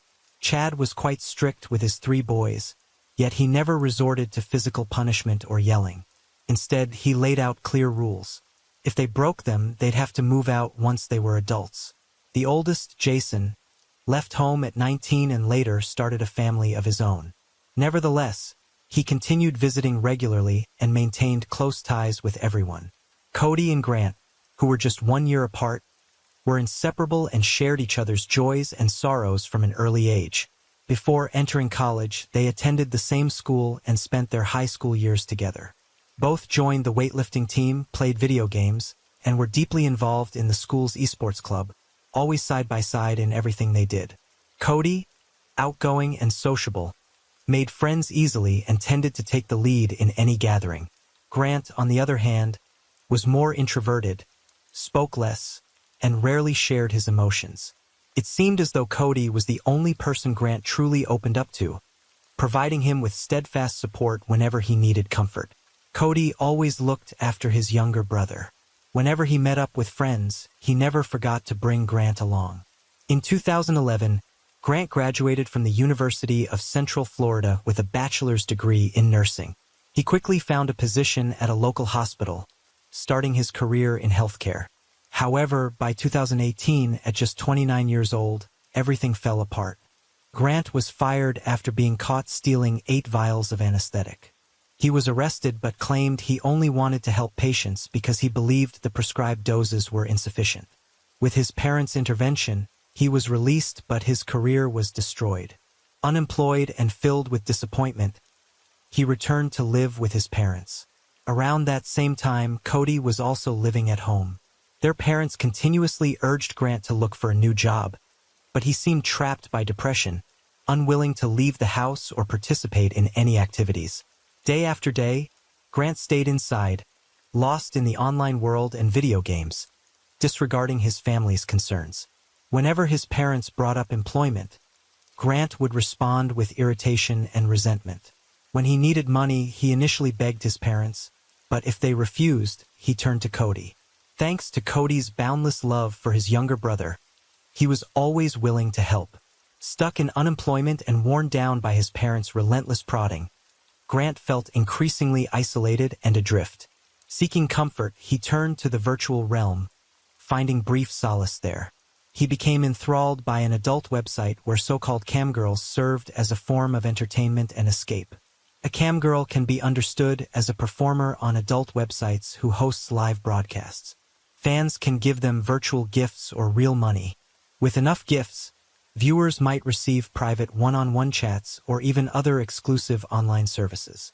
The degree of interaction and services a camgirl offers depends on how much a fan is willing to spend. More gifts and higher spending lead to a wider variety of enticing services. On one such adult site, where users can indulge in personalized experiences, Grant happened to become infatuated with a camgirl named Sylvia from Bulgaria. Sylvia was not only beautiful and intelligent, but also had a knack for making Grant feel special whenever they chatted. Each night, Grant spent hours watching Sylvia's performances. Her dancing, her captivating poses. Her shows not only mesmerized him, but also made him feel a unique bond with her. They frequently engaged in private chats, sometimes lasting for hours. And with each session, Grant believed he was growing closer to Sylvia. Sylvia saved her sultry dances and other exclusive online services for Grant, convincing him they were forging a genuine romantic connection. In those moments, Grant boasted about his life, claiming he was a successful esports player, living in a luxurious apartment, and driving a high-end BMW. Grant frequently pleaded with Sylvia to send him personal video clips, saying things like, "Sylvia, look at me. I'm here waiting for you. Could you send me one of your videos? It would make me so happy if you did." Grant once revealed that watching Sylvia on this website cost 90 coins per minute. On one occasion, he spent as much as $600 to purchase 5,000 coins, an amount that covered just 56 minutes of her performance. The more money he poured in, the more attention and enthusiasm he seemed to receive from Sylvia, fueling his obsession and driving him to spend even more on her. Grant began sending Sylvia gifts such as adult toys and alluring lingerie, which she would wear on camera to please him. At first, he spent about 4 hours each night watching Sylvia, spending roughly $2,500 a day. By November 2018, bank statements revealed that he had shelled out as much as $20,000 in a single night. He appeared to be addicted, spiraling out of control. As mentioned earlier, Grant was unemployed during this period. So where did all that money come from? It's true that he often begged his family for cash, but with such enormous expenditures, how could they not become suspicious? Grant cleverly came up with a convincing explanation for his extravagant spending. He claimed he had set up an account on a gaming platform and was aiming to become a famous streamer. According to Grant, the large sums he was spending were simply an initial investment in marketing his account to attract viewers. He also promised that once his channel grew and gained followers, he would quickly recoup the money. Because his explanation sounded plausible, his family didn't suspect much, even though they never actually saw any gaming account under his name. In fact, his parents trusted him enough to hand over their credit card with no questions asked. In December 2018, Grant traveled to Japan with his brother Cody and a friend named Jericho, hoping to indulge their shared passion for anime. Since Grant was still unemployed, Cody generously covered all the expenses for the trip. On the trip's final day, Grant claimed he felt unwell and asked to stay in the hotel while Cody and Jericho went out exploring. The moment they left, Grant stole Jericho's credit card, found a spot with Wi-Fi, and spent more money on Sylvia. Before long, Jericho got a bank alert for an unauthorized charge of $600. He soon realized Grant had stolen his card. Cody then took responsibility and reimbursed Jericho the $600, preventing the situation from escalating further. Their father, Chad, was outraged by his son's reckless spending and theft, which led to frequent arguments between the two. On December 19, 2018, Chad noticed an alarming spike in the family's credit card bill, an amount that shocked him. When he confronted Grant about these expenses, they had a heated argument. Grant then stormed out in his car and did not return home. Early the next morning, fearing Grant might do something drastic, his mother Margaret contacted the police. Her anxiety spiked when she received a troubling text from Grant. "I'm fed up with life, and I'm going to handle this my way." Feeling overwhelmed, Grant headed to his aunt's home in Florida, not far from his own. She later described him as appearing like a ghost in a severely depressed state. During his stay, Grant spent most of his time sleeping through the day and staying awake all night. However, a few days later, Grant's aunt noticed several suspicious transactions in her bank account, each running into a few $100s. Not long after, Grant's uncle, grandmother, and cousin all discovered large, unusual debts in their own bank accounts. The truth gradually surfaced. Grant had secretly stolen his relatives' credit card information and had been using it throughout those long nights to pay for Sylvia. Grant's aunt then called Chad and explained the entire situation. Only then did he learn that all this money had been squandered on worthless pursuits by Grant. By this point, the family faced a staggering $150,000 in credit card debt, meaning that Chad, who was 58 at the time, could no longer retire as planned. Despite his hurt and disappointment, Chad chose to shoulder his son's massive debt himself, even pleading for help from his sister. He did, however, lay down one firm condition. Grant had to give up his obsession with Sylvia and put an end to his reckless spending. Ultimately, Grant confessed to spending around $200,000 on Sylvia, all of which he had stolen from his family and relatives. Realizing the gravity of the situation, the entire Amato family, parents, 2 brothers, and Grant, met at the aunt's house to discuss the next steps. They resolved to stand united in helping Grant get through this difficult period. The family issued Grant an ultimatum. Either he enter rehab for treatment or be cut off entirely. Under pressure from his loved ones, Grant agreed to check into a specialized treatment center. They immediately drove Grant from his aunt's house to the facility, where he was required to stay for 60 days at a cost of $15,000. While Grant was in rehab, Cody and their father decided to examine his computer. When they logged into Grant's account on the site he frequented, they uncovered a shocking truth. Grant had fabricated an entirely fake persona and online existence. He was deeply involved in Sylvia's fan community, befriending numerous people online and living in a virtual world of his own making. Cody and their father messaged everyone in that online community, clarifying that everything Grant had ever claimed was a lie. He wasn't a successful gamer, but rather a 29-year-old unemployed man still living off his family. They also informed Sylvia of this reality, revealing that the money Grant had spent on her was stolen from his relatives. Finally, they asked Sylvia to cut off all contact with Grant. On January 5, 2019, Grant returned home. Yet, instead of completing the planned 60-day stay at the rehab center, he had only been there for 2 weeks. He insisted he was completely fine and had no more problems. However, his father, Chad, remained skeptical and imposed a series of strict rules that Grant had to follow. If Grant broke any of them, he would have to enlist in the military. Chief among these rules was that he was absolutely forbidden from contacting Sylvia again. At first, Grant appeared to follow these rules, but only a few days later he started looking for loopholes. He borrowed his mother Margaret's phone, claiming he needed to go online. As she doted on her youngest son, she handed it over without hesitation. The moment he had the chance, Grant used her phone to reconnect with Sylvia on Twitter. On January 24th, Chad discovered that Grant had been secretly contacting Sylvia again, triggering his explosive anger. He demanded that Grant leave the house immediately. Following a heated argument, Chad left for work. At around 9:15 p.m., before returning home, Cody sent a text to his girlfriend as he usually did. However, on the following day, January 25, 2019, the police received a call from one of Cody's coworkers. She reported that Cody hadn't shown up at work, nor was he answering calls or messages. Having known him for years, the coworker sensed something was amiss, because Cody had never been absent without prior notice. At 9:17 a.m., the police arrived at Cody's house and knocked on the door, but there was no response. Cody's car was still parked out front, so the officers broke in. They found Chad lying motionless on the kitchen floor, already deceased. The microwave still contained a plate of chicken defrosting. Chad's lunchbox lay on the ground, suggesting he had just come home and was preparing a meal.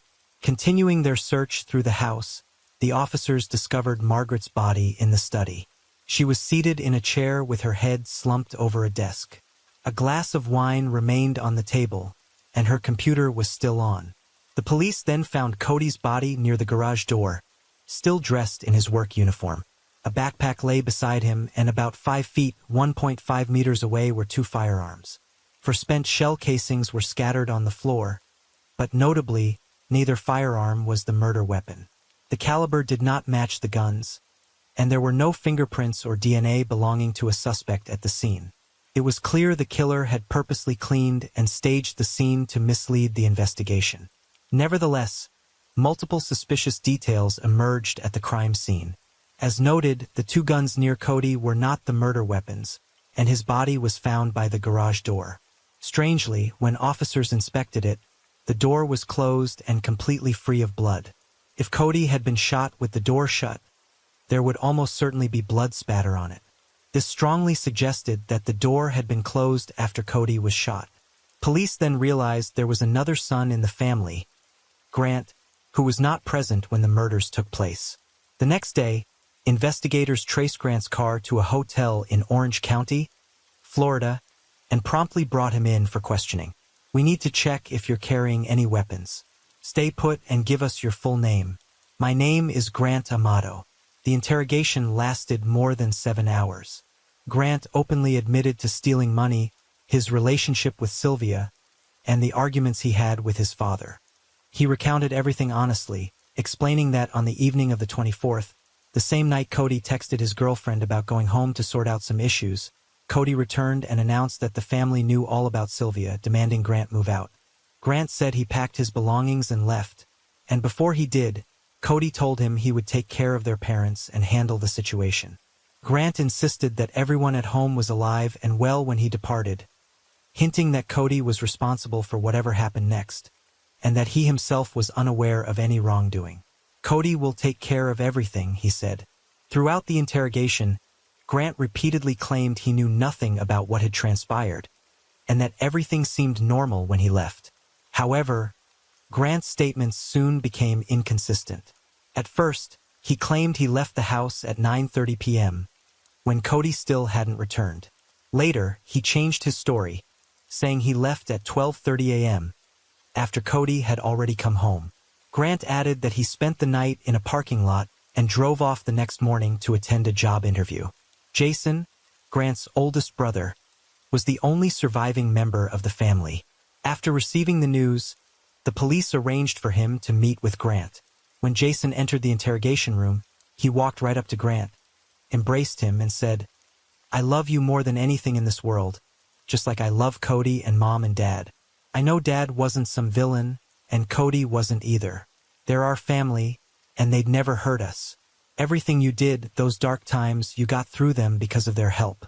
But now I'm stuck wondering if you were the one who did this. I need answers.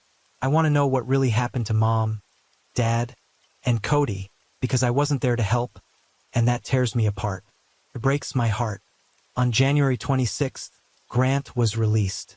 Even though he had a strong motive, and every indication seemed to point to him as the culprit, the lack of concrete evidence forced the police to let him go.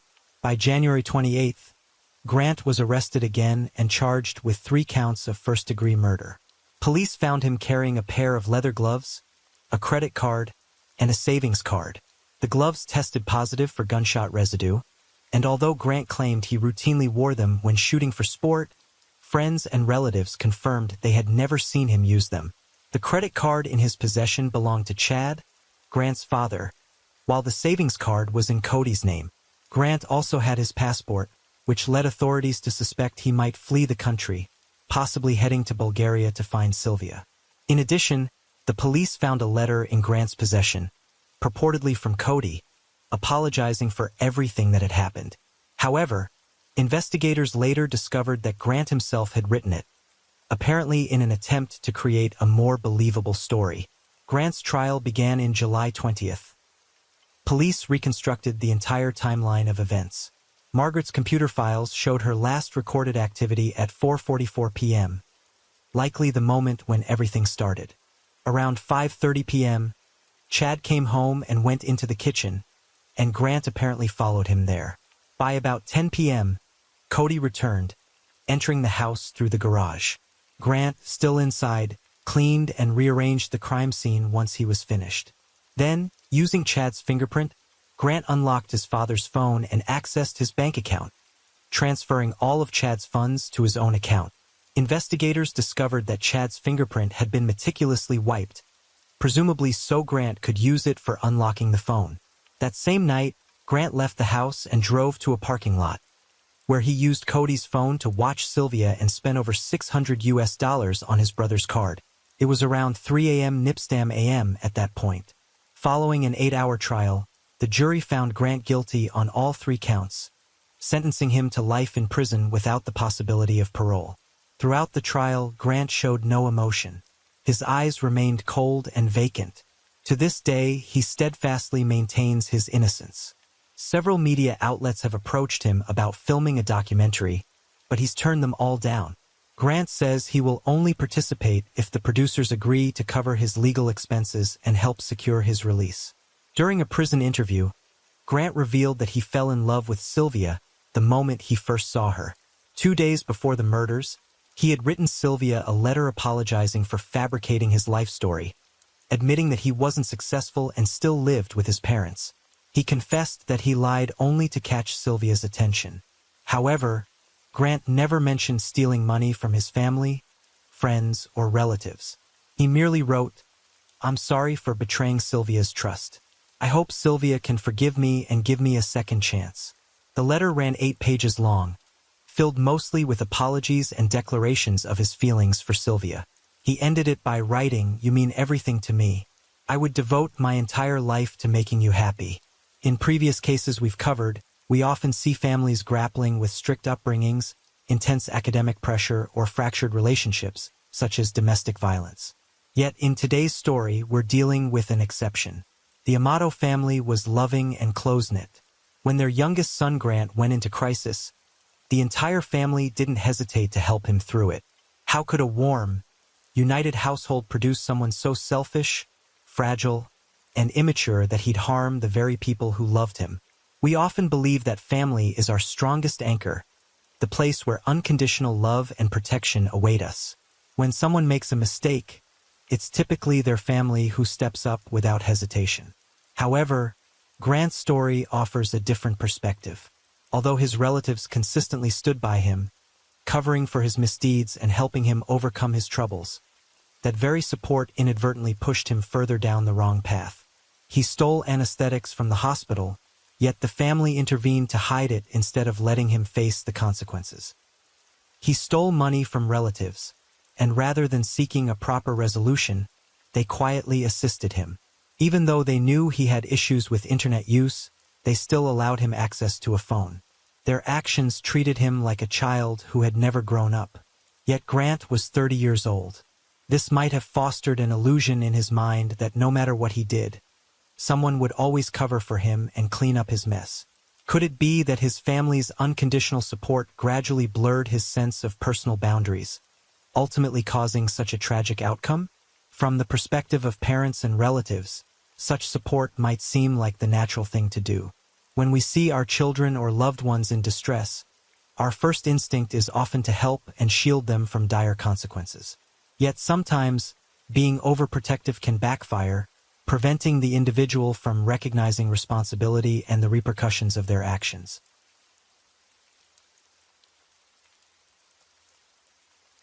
Story 5. A frigid winter night enveloped Adachi Ward, Tokyo. Amid the serene atmosphere of a residential area east of Tonari Park, no one could have imagined that this place was about to become the scene of a horrific crime. In January 1996, at a desolate parking lot, police discovered the brutally murdered body of a woman. The clues left at the scene quickly led them to a name, Ono Etsuo. This name had once sent shockwaves through Japanese society.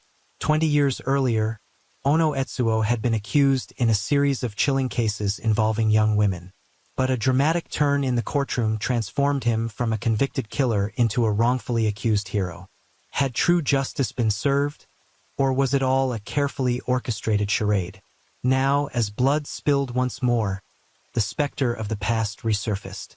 Was Ono Etsuo truly innocent, or had justice let a dangerous predator slip through the cracks?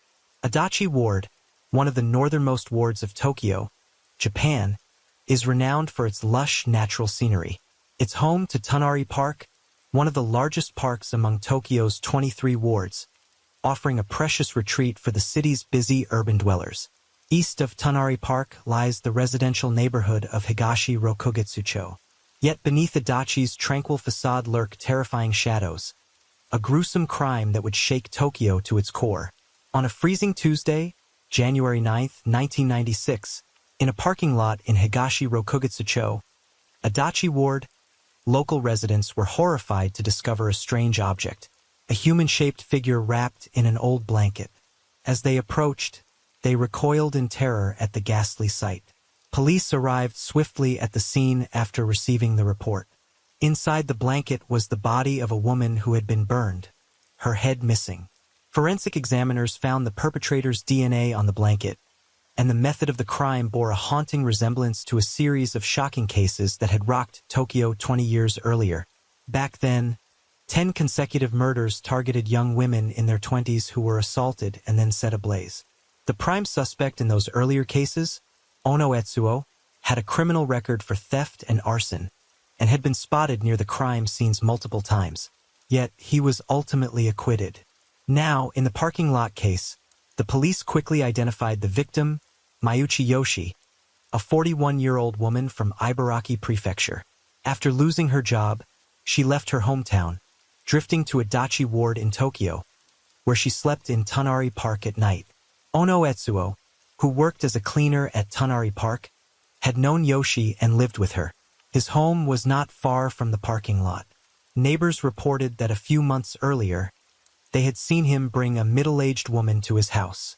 However, just days before the murder, they heard loud arguments erupting from Ono's residence. After that, the woman disappeared.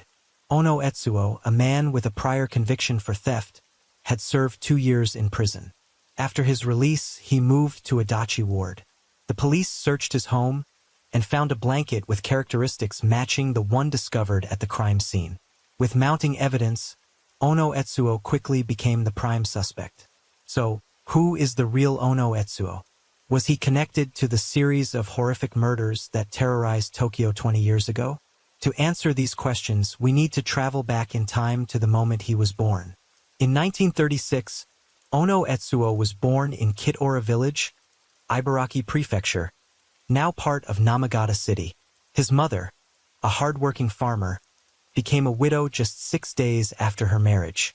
Refusing to be defeated by fate, she toiled tirelessly, running a dried fish shop, while tending to the fields to support her children. She later had 6 more children with different men. Ono Etsuo's biological father passed away before he was born, leaving his childhood devoid of a father figure. In the family, he had only one full sibling, a sister, while the rest were half-siblings from his mother's other relationships. Despite his mother's income from the business, the burden of feeding 6 mouths kept the family in the constant financial strain. This hardship profoundly shaped Ono Etsuo's character. He despised school and quickly fell into a habit of theft, often stealing items to sell for money.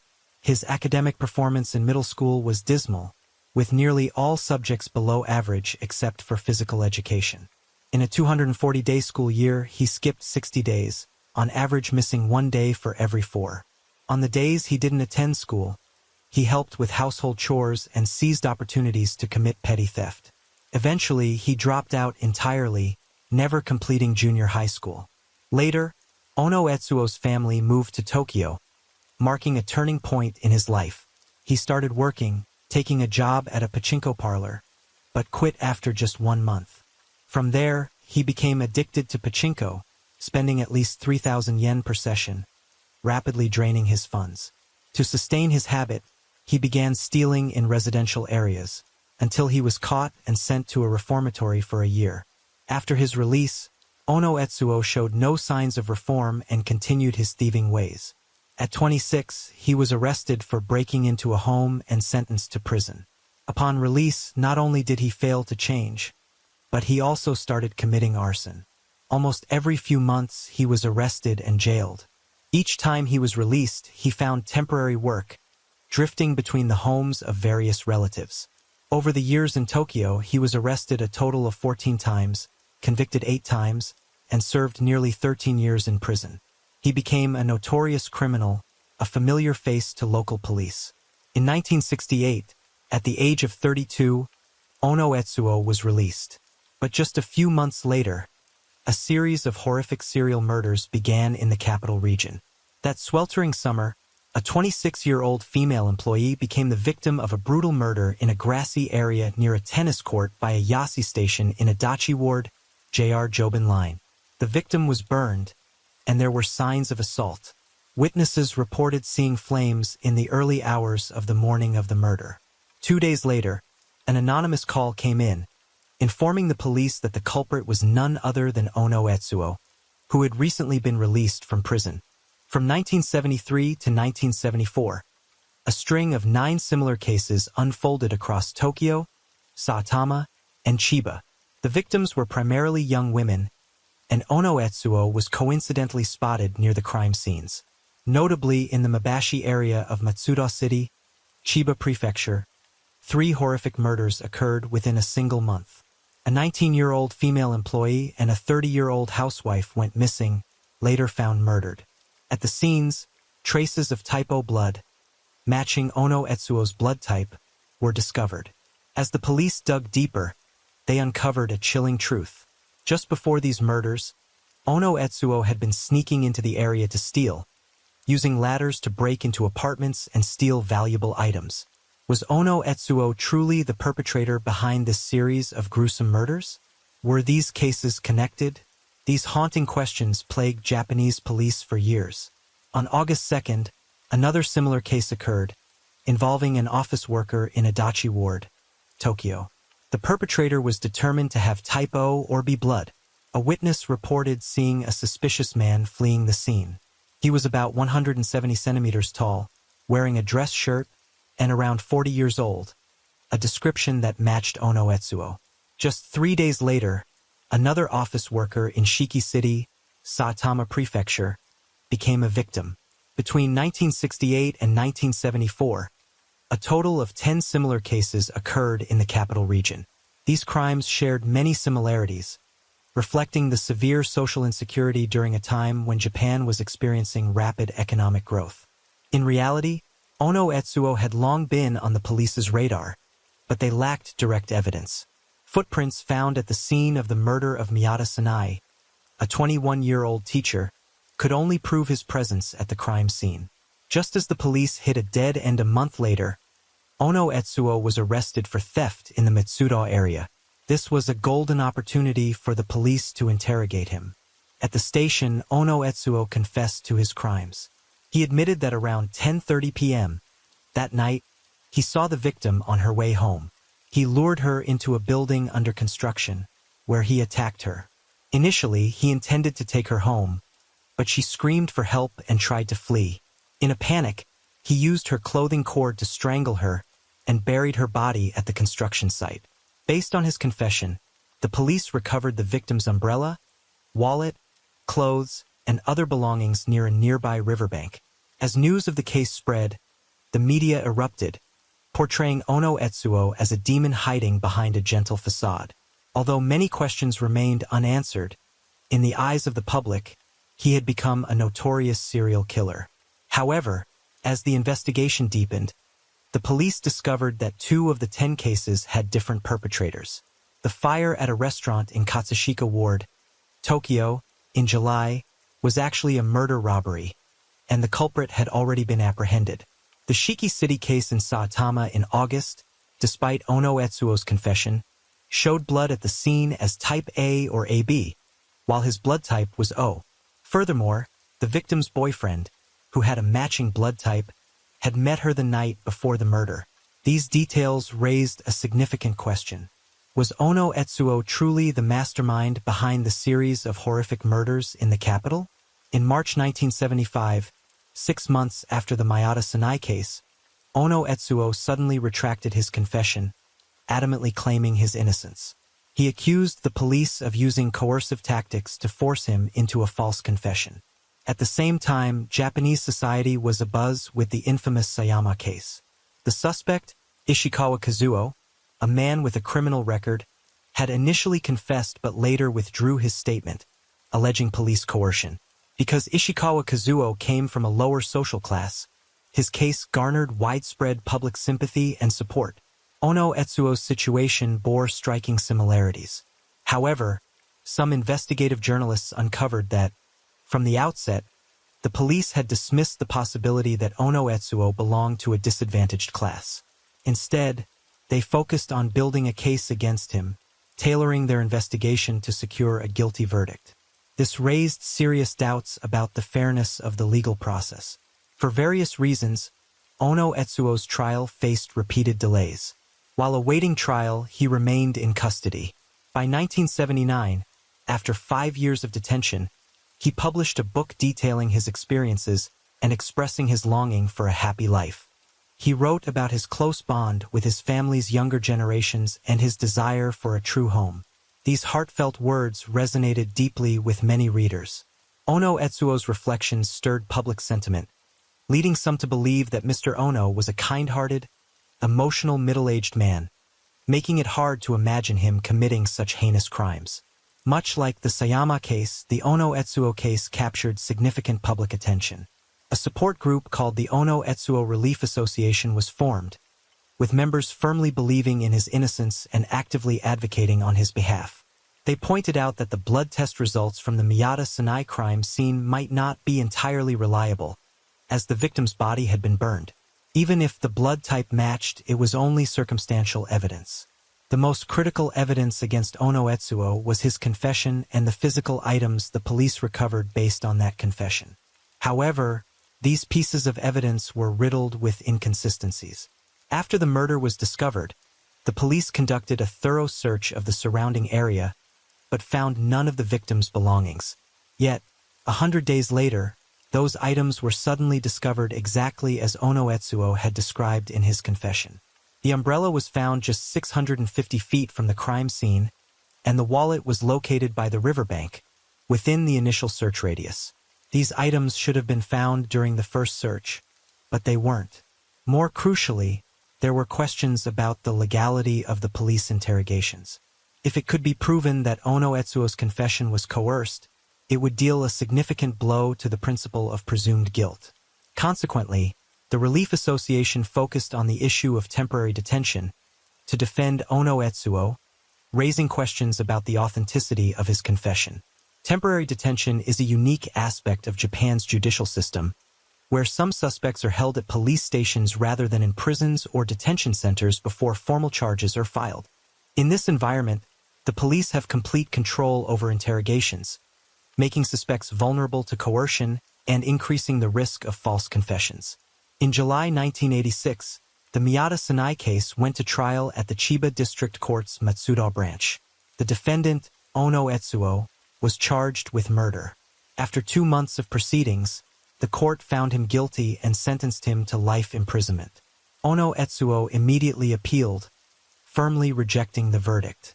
Although he was only charged in one case, some media outlets still implied that Ono Etsuo was a serial killer, subtly holding him accountable for other murders.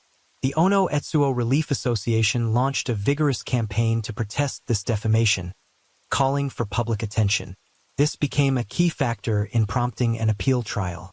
5 years later, in April 1991, the appeal trial opened at the Tokyo High Court. At the trial, the prosecution relied on the confession and physical evidence to affirm Ono Etsuo's guilt. However, the defense raised doubts about the methods used to obtain the confession, pointing out that Ono Etsuo had been held in isolation under harsh conditions and subjected to prolonged, relentless interrogations, which likely led to coercion. At the time, Japan was navigating the lost decade following the collapse of the bubble economy. Society was undergoing a shift in values, with a growing demand for justice and fairness. Ultimately, the court ruled that, due to coercion, the defendant's confession lacked voluntariness and reliability, thereby overturning Ono Etsuo's murder conviction. However, he was still sentenced to 6 years in prison for theft and assault. Having already been detained for a total of 17 years, Ono Etsuo not only avoided further imprisonment, but also received compensation of 36.5 million yen from the state. The prosecution chose not to appeal, and the case was officially closed. Ono Etsuo's acquittal reflected Japanese society's deep concern for fairness in the judicial system. After his victory, Ono Etsuo left the courtroom with a radiant smile, waving to the crowd of supporters. They cheered and applauded, celebrating his triumph. In an interview, Ono Etsuo shared that he was young when he was arrested, but now, at 54, his hair had thinned and his health had deteriorated. When asked about his plans after returning to normal life, he expressed his first wish, to care for his elderly mother and push her wheelchair. He also said he would strive to exercise and work hard. The media, which had once labeled him a culprit, issued apologies one after another. Ono Etsuo quickly became a wrongfully accused hero in the press. He was invited to give speeches across the country, sharing his story and encouraging others who had been wrongfully accused to fight for justice. True to his word in one interview, Ono Etsuo returned to work as a construction worker. He rented a small apartment near his mother and sister in Adachi Ward, balancing work with caring for his mother.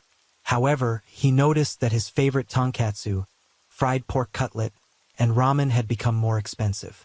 Half of his compensation was used to cover legal fees, and the remaining 10 million yen was managed by the Relief Association to support his future.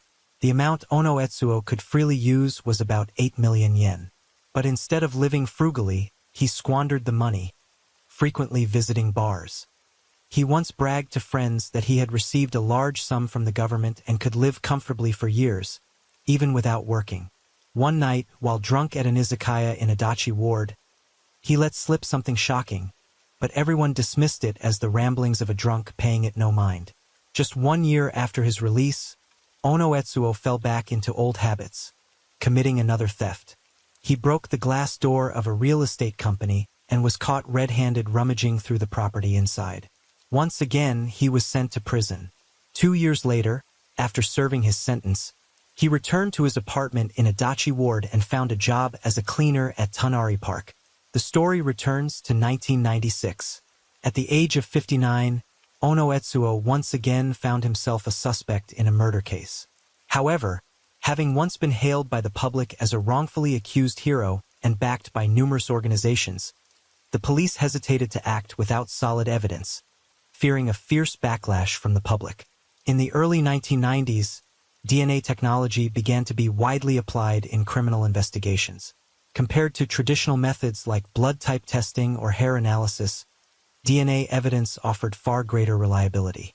However, at the time, DNA techniques still had limitations, and their legal admissibility remained a contentious issue in courtrooms. As a result, the police proceeded with extreme caution in gathering evidence. To obtain Ono Etsuo's DNA, investigators disguised themselves as sanitation workers, covertly monitoring the trash area near his residence. One day, as Ono Etsuo discarded his garbage as usual, the investigators swiftly collected his trash bag, which contained plastic bottles, disposable chopsticks, tissues, and other personal items. They successfully extracted DNA from these items, and the results matched the DNA sample recovered from the blanket at the parking lot in Higashiro Kogutsucho. While the investigation was underway, another incident occurred, further intensifying suspicions toward Ono Etsuo. One night, residents in Adachi Ward discovered a 5-year-old girl unconscious in a park and immediately alerted the police. Fortunately, the girl was rushed to emergency care in time and narrowly escaped death. According to the victim's older sister, that evening, while the two sisters were playing in the park, a middle-aged man approached and invited them to play together. After a while, the older sister had to leave for an errand, and the man promised to take the younger girl to a more fun place. He then took her to another park, where he exploited the darkness to assault her. When the girl began to cry, he covered her mouth and strangled her, causing her to lose consciousness before fleeing. Thankfully, a passerby found her in time. The incident took place just 330 feet from Ono Etsuo's home. A witness saw Ono Etsuo riding a bicycle with the girl, and both the victim and her sister confirmed that the man was indeed Ono Etsuo. The police arrested him immediately. During questioning, Ono Etsuo claimed he had no intention of killing the girl. He only wanted to stop her from screaming, so he covered her mouth. When he realized she had stopped breathing, he panicked and attempted CPR to revive her. To ensure she would be found, he deliberately left her in a busy area before leaving the scene. A few days later, the police searched Ono Etsuo's apartment. The interior was in disarray, filled with adult magazines, books, and videotapes. In the backyard, they discovered a saw and a buried human head.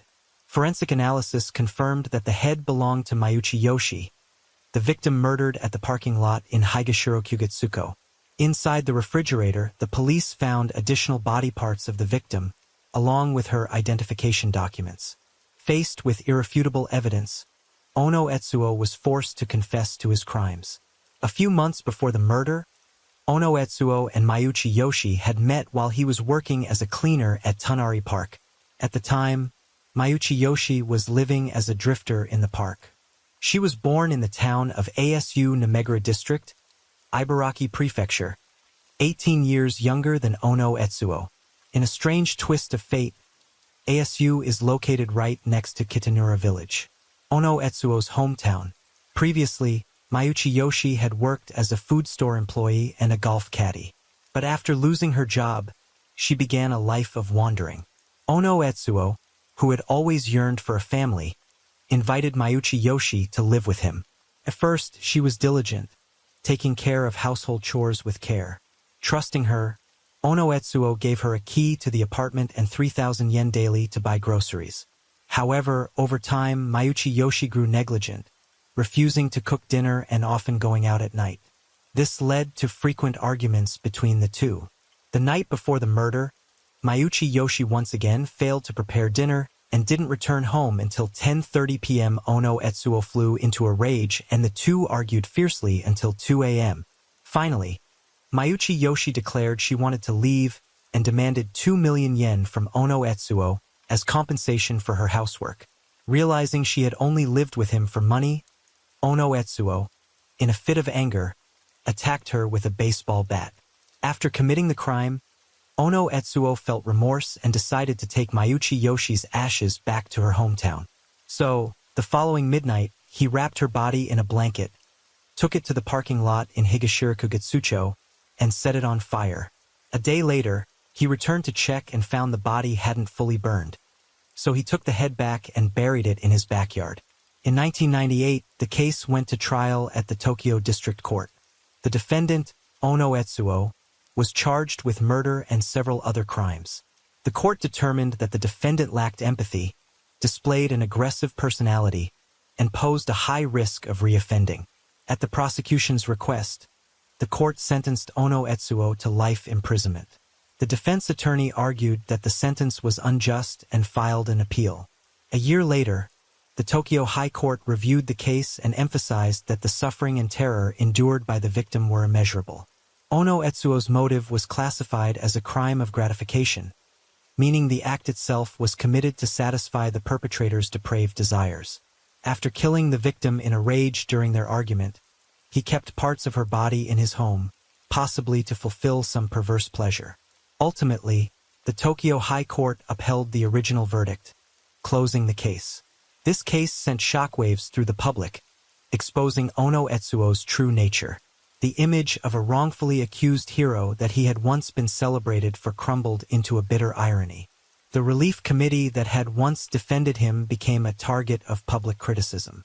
Many began to question if they hadn't helped Ono Etsuo overturn his earlier conviction. Would these subsequent tragedies have occurred? The case also sparked heated debates about the media's responsibility.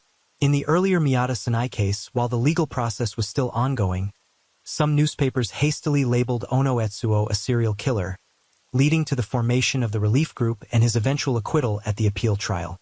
Later, when Ono Etsuo was declared not guilty, the media continued to glorify him as a wrongfully accused hero, despite his criminal history of theft, arson, and other offenses.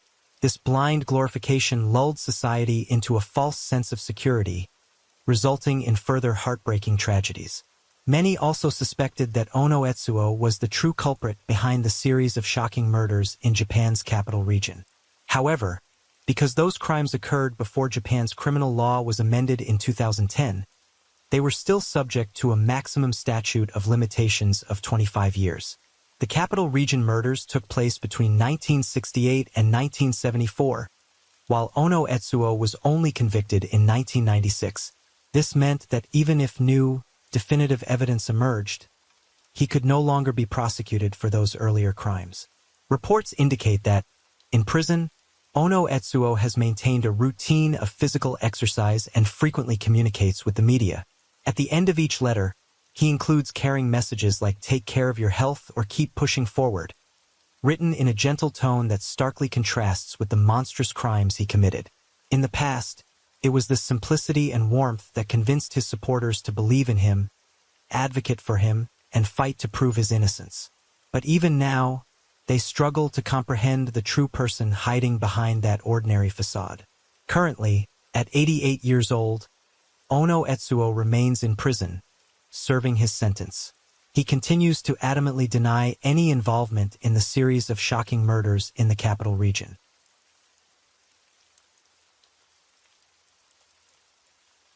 Story 6.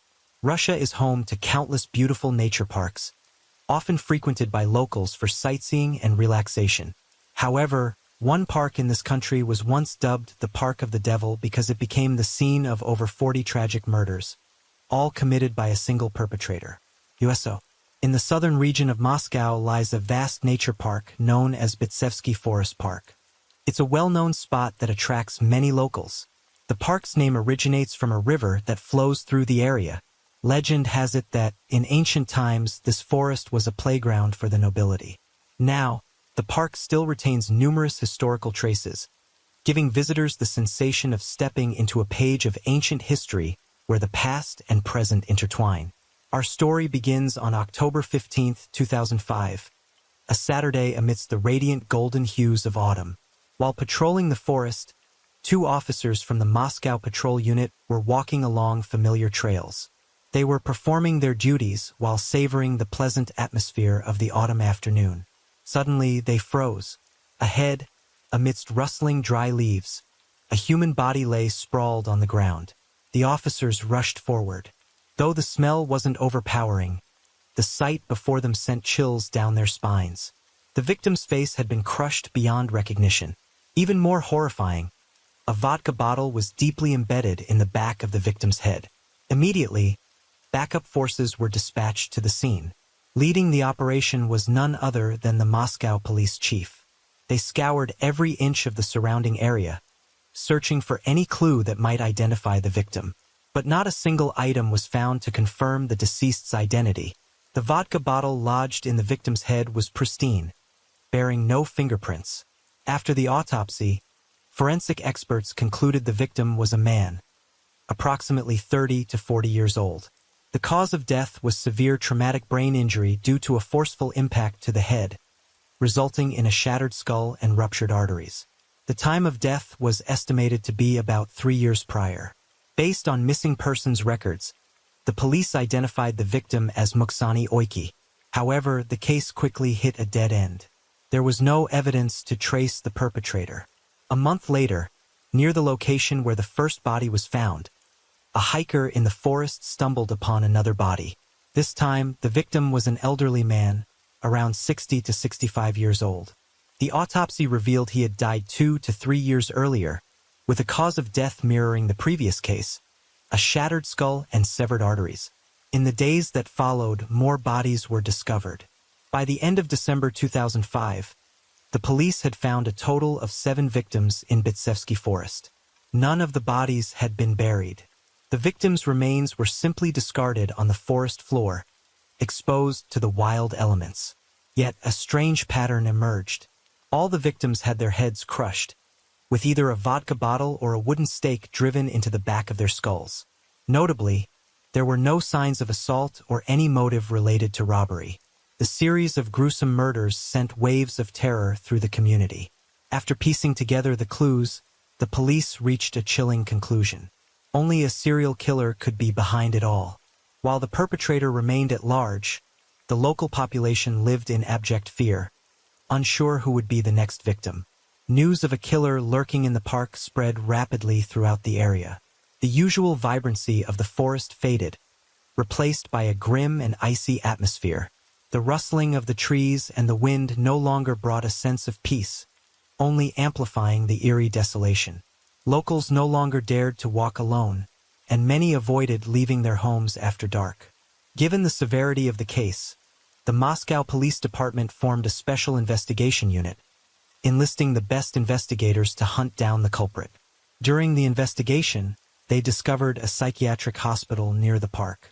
A hypothesis emerged.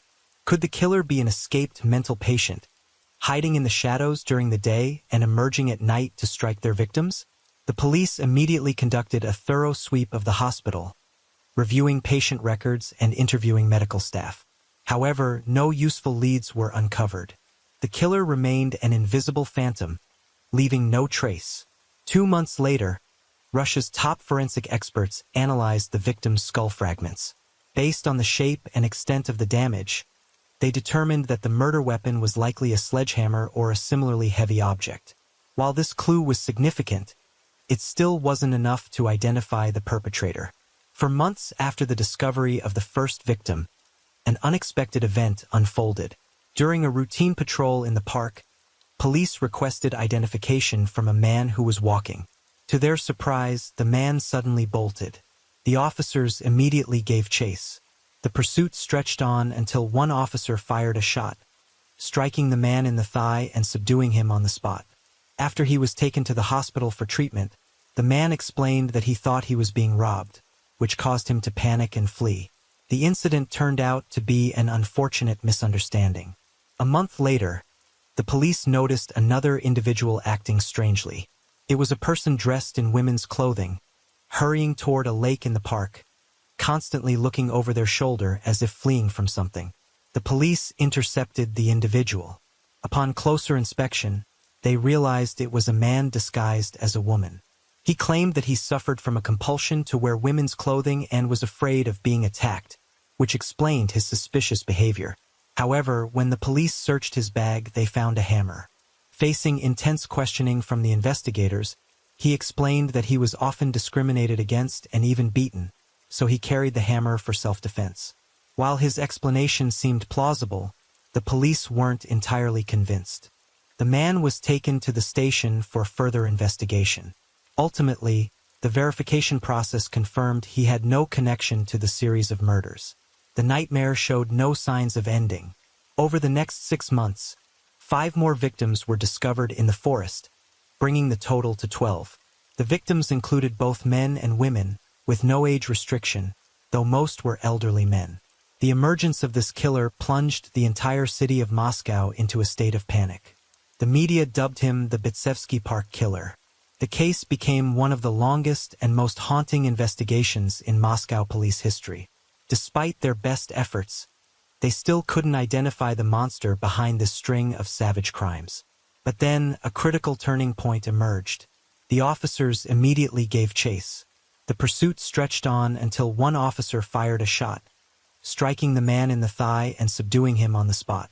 After he was taken to the hospital for treatment, the man explained that he thought he was being robbed, which caused him to panic and flee. The incident turned out to be an unfortunate misunderstanding. A month later, the police noticed another individual acting strangely. It was a person dressed in women's clothing, hurrying toward a lake in the park, constantly looking over their shoulder, as if fleeing from something. The police intercepted the individual.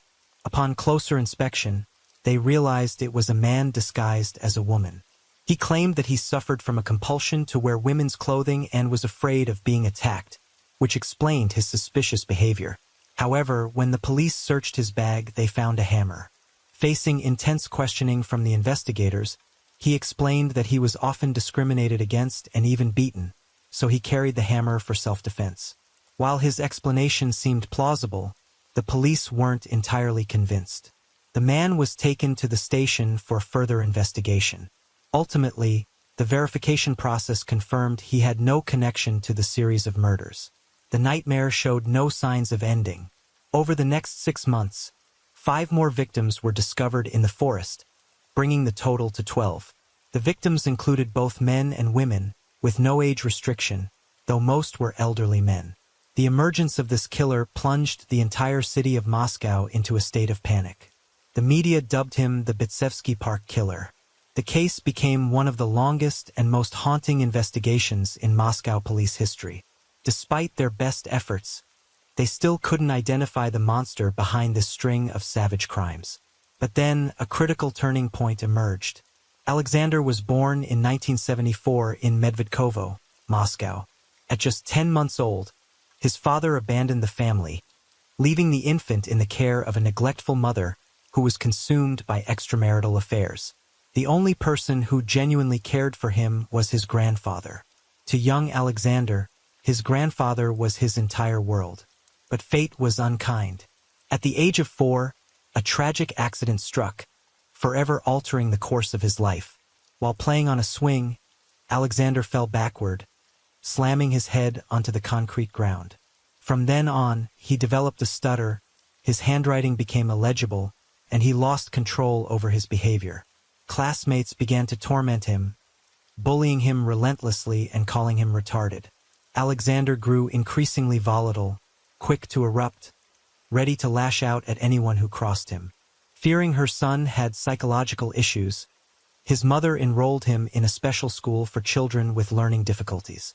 But this decision may have pushed the boy deeper into darkness. Alexander's grandfather fiercely opposed his mother's choice. He believed the boy wasn't deficient. He was simply trapped in an unsuitable environment. With that conviction, he encouraged Alexander to engage in activities that challenged his mind. It was through this that Alexander discovered the greatest passion of his life: chess. When he touched the chess pieces, Alexander felt transported to another world, a place where no one could bully him, a place where he could triumph through his intellect alone. Over time, Alexander became a skilled chess player. He frequently visited Bitsevsky Forest to challenge local experts. But unbeknownst to anyone, something far more sinister than his love for chess was brewing within him. As he grew older, Alexander enrolled in a vocational school, training to become a carpenter. But he struggled to fit into society. An old friend once recalled, Alexander didn't know how to make friends. He would lend money to others, but with a bizarre condition. If they didn't repay on time, they had to take their own life. No one took his words seriously. Yet, when the deadline arrived, everyone made sure to pay him back. It seemed that even from a young age, Alexander harbored a desire to control others' fates. But as he reached the cusp of adulthood, his life took a tragic turn. His beloved grandfather passed away. With an already impaired mind and a deep-seated resentment toward the world, the loss of his most cherished person drove Alexander into despair and madness. He began drinking heavily. He visited Bitsevsky Forest not just to play chess, but to indulge in a new pastime. At first, Alexander targeted stray children, intimidating them and forcing them to do his bidding. But soon, he felt that wasn't enough. On one occasion, Alexander grabbed a child, held him by the legs, and dangled him upside down in the air. Staring into a camera lens, he snarled, "You're in my hands now. I'll throw you out the window. A 50-foot fall will kill you." Though he ultimately didn't follow through, releasing the terrified child, he obsessively rewatched the video he had recorded. Those images captivated him. In every frame, he felt like a god, holding the power of life and death over another. The sensation was intoxicating. Not long after, a notorious case that shook Russia caught Alexander's attention. The crimes of the Rostov butcher. The culprit, Andrei Chikatilo, had committed a total of 53 murders, making him the most infamous serial killer of the Soviet era. The story of the Rostov butcher profoundly influenced Alexander's psyche. He idolized Chikatilo, mimicking his style of dress and collecting countless articles about the case. A chilling thought began to take root in Alexander's mind. He wanted to surpass Chikatilo. He wanted to break his record for the number of victims. And so, a barbaric plan began to take shape. To execute it, Alexander decided to recruit a former classmate, Mikhail Odichuk. When Alexander shared his plan, Mikhail wasn't alarmed. Instead, he enthusiastically agreed, declaring, "I want to kill too. It's my dream." This response delighted Alexander. The two discussed and agreed to use a hammer as their weapon of choice. But as time passed, Mikhail realized Alexander wasn't joking. He genuinely intended to kill. Terrified, Mikhail wanted to back out. But how could he escape such a ruthless predator? Mikhail decided to feign continued interest to avoid arousing Alexander's suspicion. But his anxious eyes and hesitation didn't go unnoticed. From then on, during every meeting, Mikhail focused on finding a way to escape, while Alexander plotted to eliminate this traitor. On July 27, 1992, the plan reached its climax. Alexander lured Mikhail to bits of forest under the pretense of a casual walk. As they passed an abandoned well, Alexander suddenly pulled a nylon rope from his coat pocket, wrapped it around Mikhail's neck, and tightened it with force. Despite the victim's desperate struggles, Alexander kept strangling him until Mikhail stopped breathing. He then dragged the body to the well and tossed it in like a piece of garbage. Afterward, he calmly walked away from the scene as if nothing had happened. Later, Alexander reminisced about his first murder with a nostalgic glint in his eye. "It was my first time. Felt like a first love, something I'll never forget. And what made it even more significant was that he committed the act on the very day he turned 18. To Alexander, it was the perfect coming-of-age gift. Mikhail's family reported him missing to the police shortly after his disappearance. An investigation was launched and Alexander immediately became a suspect. Several witnesses confirmed that Mikhail was last seen with Alexander before vanishing. The police quickly summoned him for questioning, but throughout the interrogation, Alexander maintained an eerily calm demeanor, insisting, "I don't know anything. We just went for a walk and then parted ways." Lacking sufficient evidence, the police were forced to release him. In his first murder, Alexander had evaded justice flawlessly. This realization only intensified his desire to become a serial killer. From that day forward, Alexander began training his physical strength, preparing for the murders to come. He also worked on his social skills to more easily approach potential victims. Then, news that further fueled his excitement emerged. In 1996, Russia temporarily suspended the death penalty. This meant that no matter how many crimes he committed, he wouldn't face execution. Now, Alexander had nothing to fear. He was ready to embark on his path of crime. In 2001, Alexander felt the time was ripe. On a day in May, he was playing chess in the forest park with a 52-year-old man named Yevgeny. After the game, Alexander suddenly suggested, "Today is the anniversary of my pet dog's death. Would you come with me to the pet cemetery to commemorate it?" The man, without a hint of suspicion, agreed. The two walked into a remote area of the forest. When they arrived, Alexander pointed to an empty patch of ground, claiming it was his pet's burial site. He then pulled out a bottle of vodka, poured it into 2 glasses, and raised a toast with the man, to a dog that never existed. As the vodka slid down the man's throat, before he could react, a loud thud echoed through the air.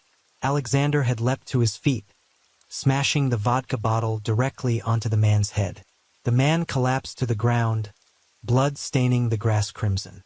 Following a familiar ritual, Alexander dragged the body to a nearby well and pushed it in without hesitation. Back home, he took out his chessboard and marked the first square, a symbol of his victory. Over the next 4 years, Alexander continued his brutal game. Each time he killed, he recorded the date on his chessboard. With every victim that fell, another square was filled. By September 2005, his chessboard bore 36 marked squares, representing 36 lives he had taken. His victims were primarily homeless individuals and the elderly. His method was always the same. He would act friendly, offer drinks, then strike with ruthless precision. At first, he used a vodka bottle or a wooden stick to bash his victims' heads, but over time he grew bolder. He began driving weapons directly into their skulls and disposing of the bodies in sewer pipes. This caused severe issues for the city's wastewater system. Sanitation workers reported the problem to the police, but since the victims were mostly people with no one to claim them, the investigations led nowhere. Alexander became increasingly bloodthirsty. Despite having killed dozens, he still hadn't gained the recognition he craved. Frustration and disappointment began to set in. He recalled the weapon he and his old friend had initially chosen, the hammer. In October 2005, Alexander visited a store, carefully selecting the perfect hammer. From that moment on, he stopped hiding his victims' bodies. He even left the hammer at the crime scenes, a direct challenge to the police. He wanted all of Russia to know his name. By June 2006, with just 3 squares left to complete his chessboard, Alexander was apprehended by the police. In September 2007, exactly 15 years after his first murder, the trial officially commenced. Alexander was charged with 49 counts of murder and 3 counts of attempted murder. He nonchalantly claimed the true number of victims was 61. But regardless of how many lives were taken, the self-proclaimed Grandmaster of Death could never win the twisted game he had created. 3 individuals miraculously survived Alexander's attacks, a fact he only learned during the trial. When the prosecutor mentioned the living witnesses, a flicker of emotion crossed his face, part unwillingness, part disappointment. The first survivor was a pregnant woman, attacked in February 2002. She had intended to buy a camera from Alexander, and he lured her to a well in the park, claiming the camera was hidden below. Without suspicion, she bent down to look. Seizing the moment, Alexander suddenly pushed her into the well. Seeing that she was still alive, he ruthlessly smashed her head against the well's edge multiple times before walking away. Miraculously, the woman survived and her unborn child was unharmed. However, as an undocumented immigrant, she did not report the incident to the police. The second survivor was a young athlete, attacked in March 2002. Alexander used the same tactic, shoving him into a well. The young man survived and reported the assault to the police. But with no evidence, the case quickly faded into obscurity. The third survivor was Alexander's neighbor, attacked in November 2003. He struck the man 3 times in the back of the head with a hammer, then threw him into a well and left. Though the survived, he suffered a traumatic brain injury, losing all memory of the incident. At the trial, Alexander was handcuffed with his hands behind his back, seated in a special glass enclosure. Before the judge, he showed no remorse, even arrogantly declaring, "This court may decide my fate, but I decided the fate of 61 others. I am greater than the judge, for I hold the power over life and death." Among his victims were several people he knew. Alexander confessed that killing acquaintances gave him a greater thrill. He likened murder to a basic need. Not being able to take a life is like being deprived of food. Leaving the bodies in public spaces was his way of taunting the police. He took pleasure in boasting about his methods, even experimenting with crafting new weapons to continue his crimes. During interrogations, Alexander occasionally became agitated, his statements growing erratic and contradictory. He underwent a psychiatric evaluation, but the results confirmed he was fully competent to stand trial.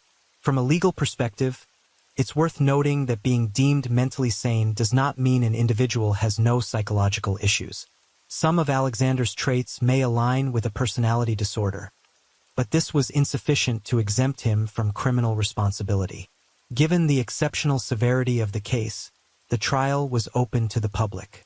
Outside, hundreds of reporters and curious onlookers gathered to follow the proceedings.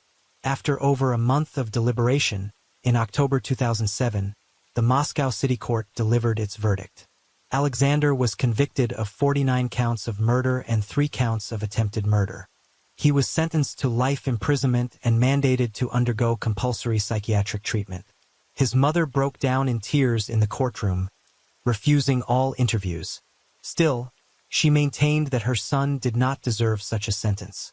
Alexander's sentencing sparked heated debates in Russia about reinstating the death penalty. Some argued that a life for a life was just, while others believed in upholding the right to life, even for the most heinous criminals. The debate rages on, but for Alexander it's over. The man who saw himself as a god must now spend the rest of his days behind bars. The brutality and complexity of Alexander's case sent shockwaves around the world. His depravity not only sparked public outrage, but also ignited curiosity among those fascinated by serial killers. This story has been adapted multiple times into films and documentaries, retelling the horrific crimes Alexander committed. Some reporters were granted access to the prison, where Alexander is serving his sentence, to interview him. When asked if he regretted his actions, he replied bluntly, "I do have regrets, but only because I was caught too soon." For this man, the greatest regret wasn't the loss of innocent lives, but his failure to surpass the victim count of his idol, Andrei Chikatilo, the notorious serial killer known as the Rostov Butcher.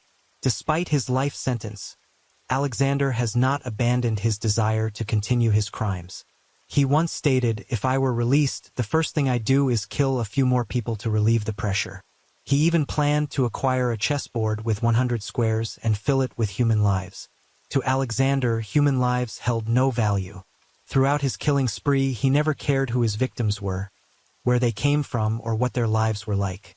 The only thing that mattered to him was the number. During the trial, he brazenly demanded the court raise the number of victims he was charged with from 49 to 61, but this request was denied. The rejection infuriated him, as if the title of the greatest killer had been stolen from him. Contrary to what one might expect of a man serving a life sentence, Alexander seems quite content with prison life.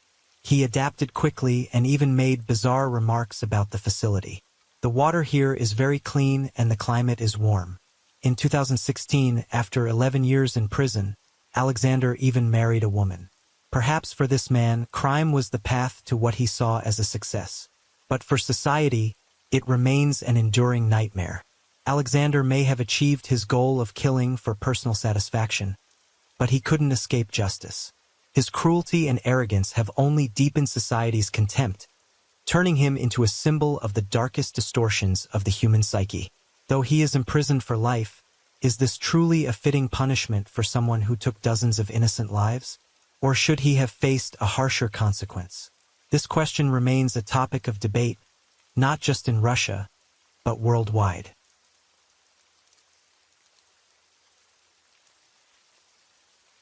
And the night deepens. Thank you for being here with me at Radio Night Crime. True crime stories remind us of life's mysteries and the need to stay aware, even in the stillness of the night. If you enjoyed tonight's story, don't forget to like, share, and subscribe. Let the sound of the rain lull you to sleep, and until next time, stay safe, stay curious, and let the night keep you company.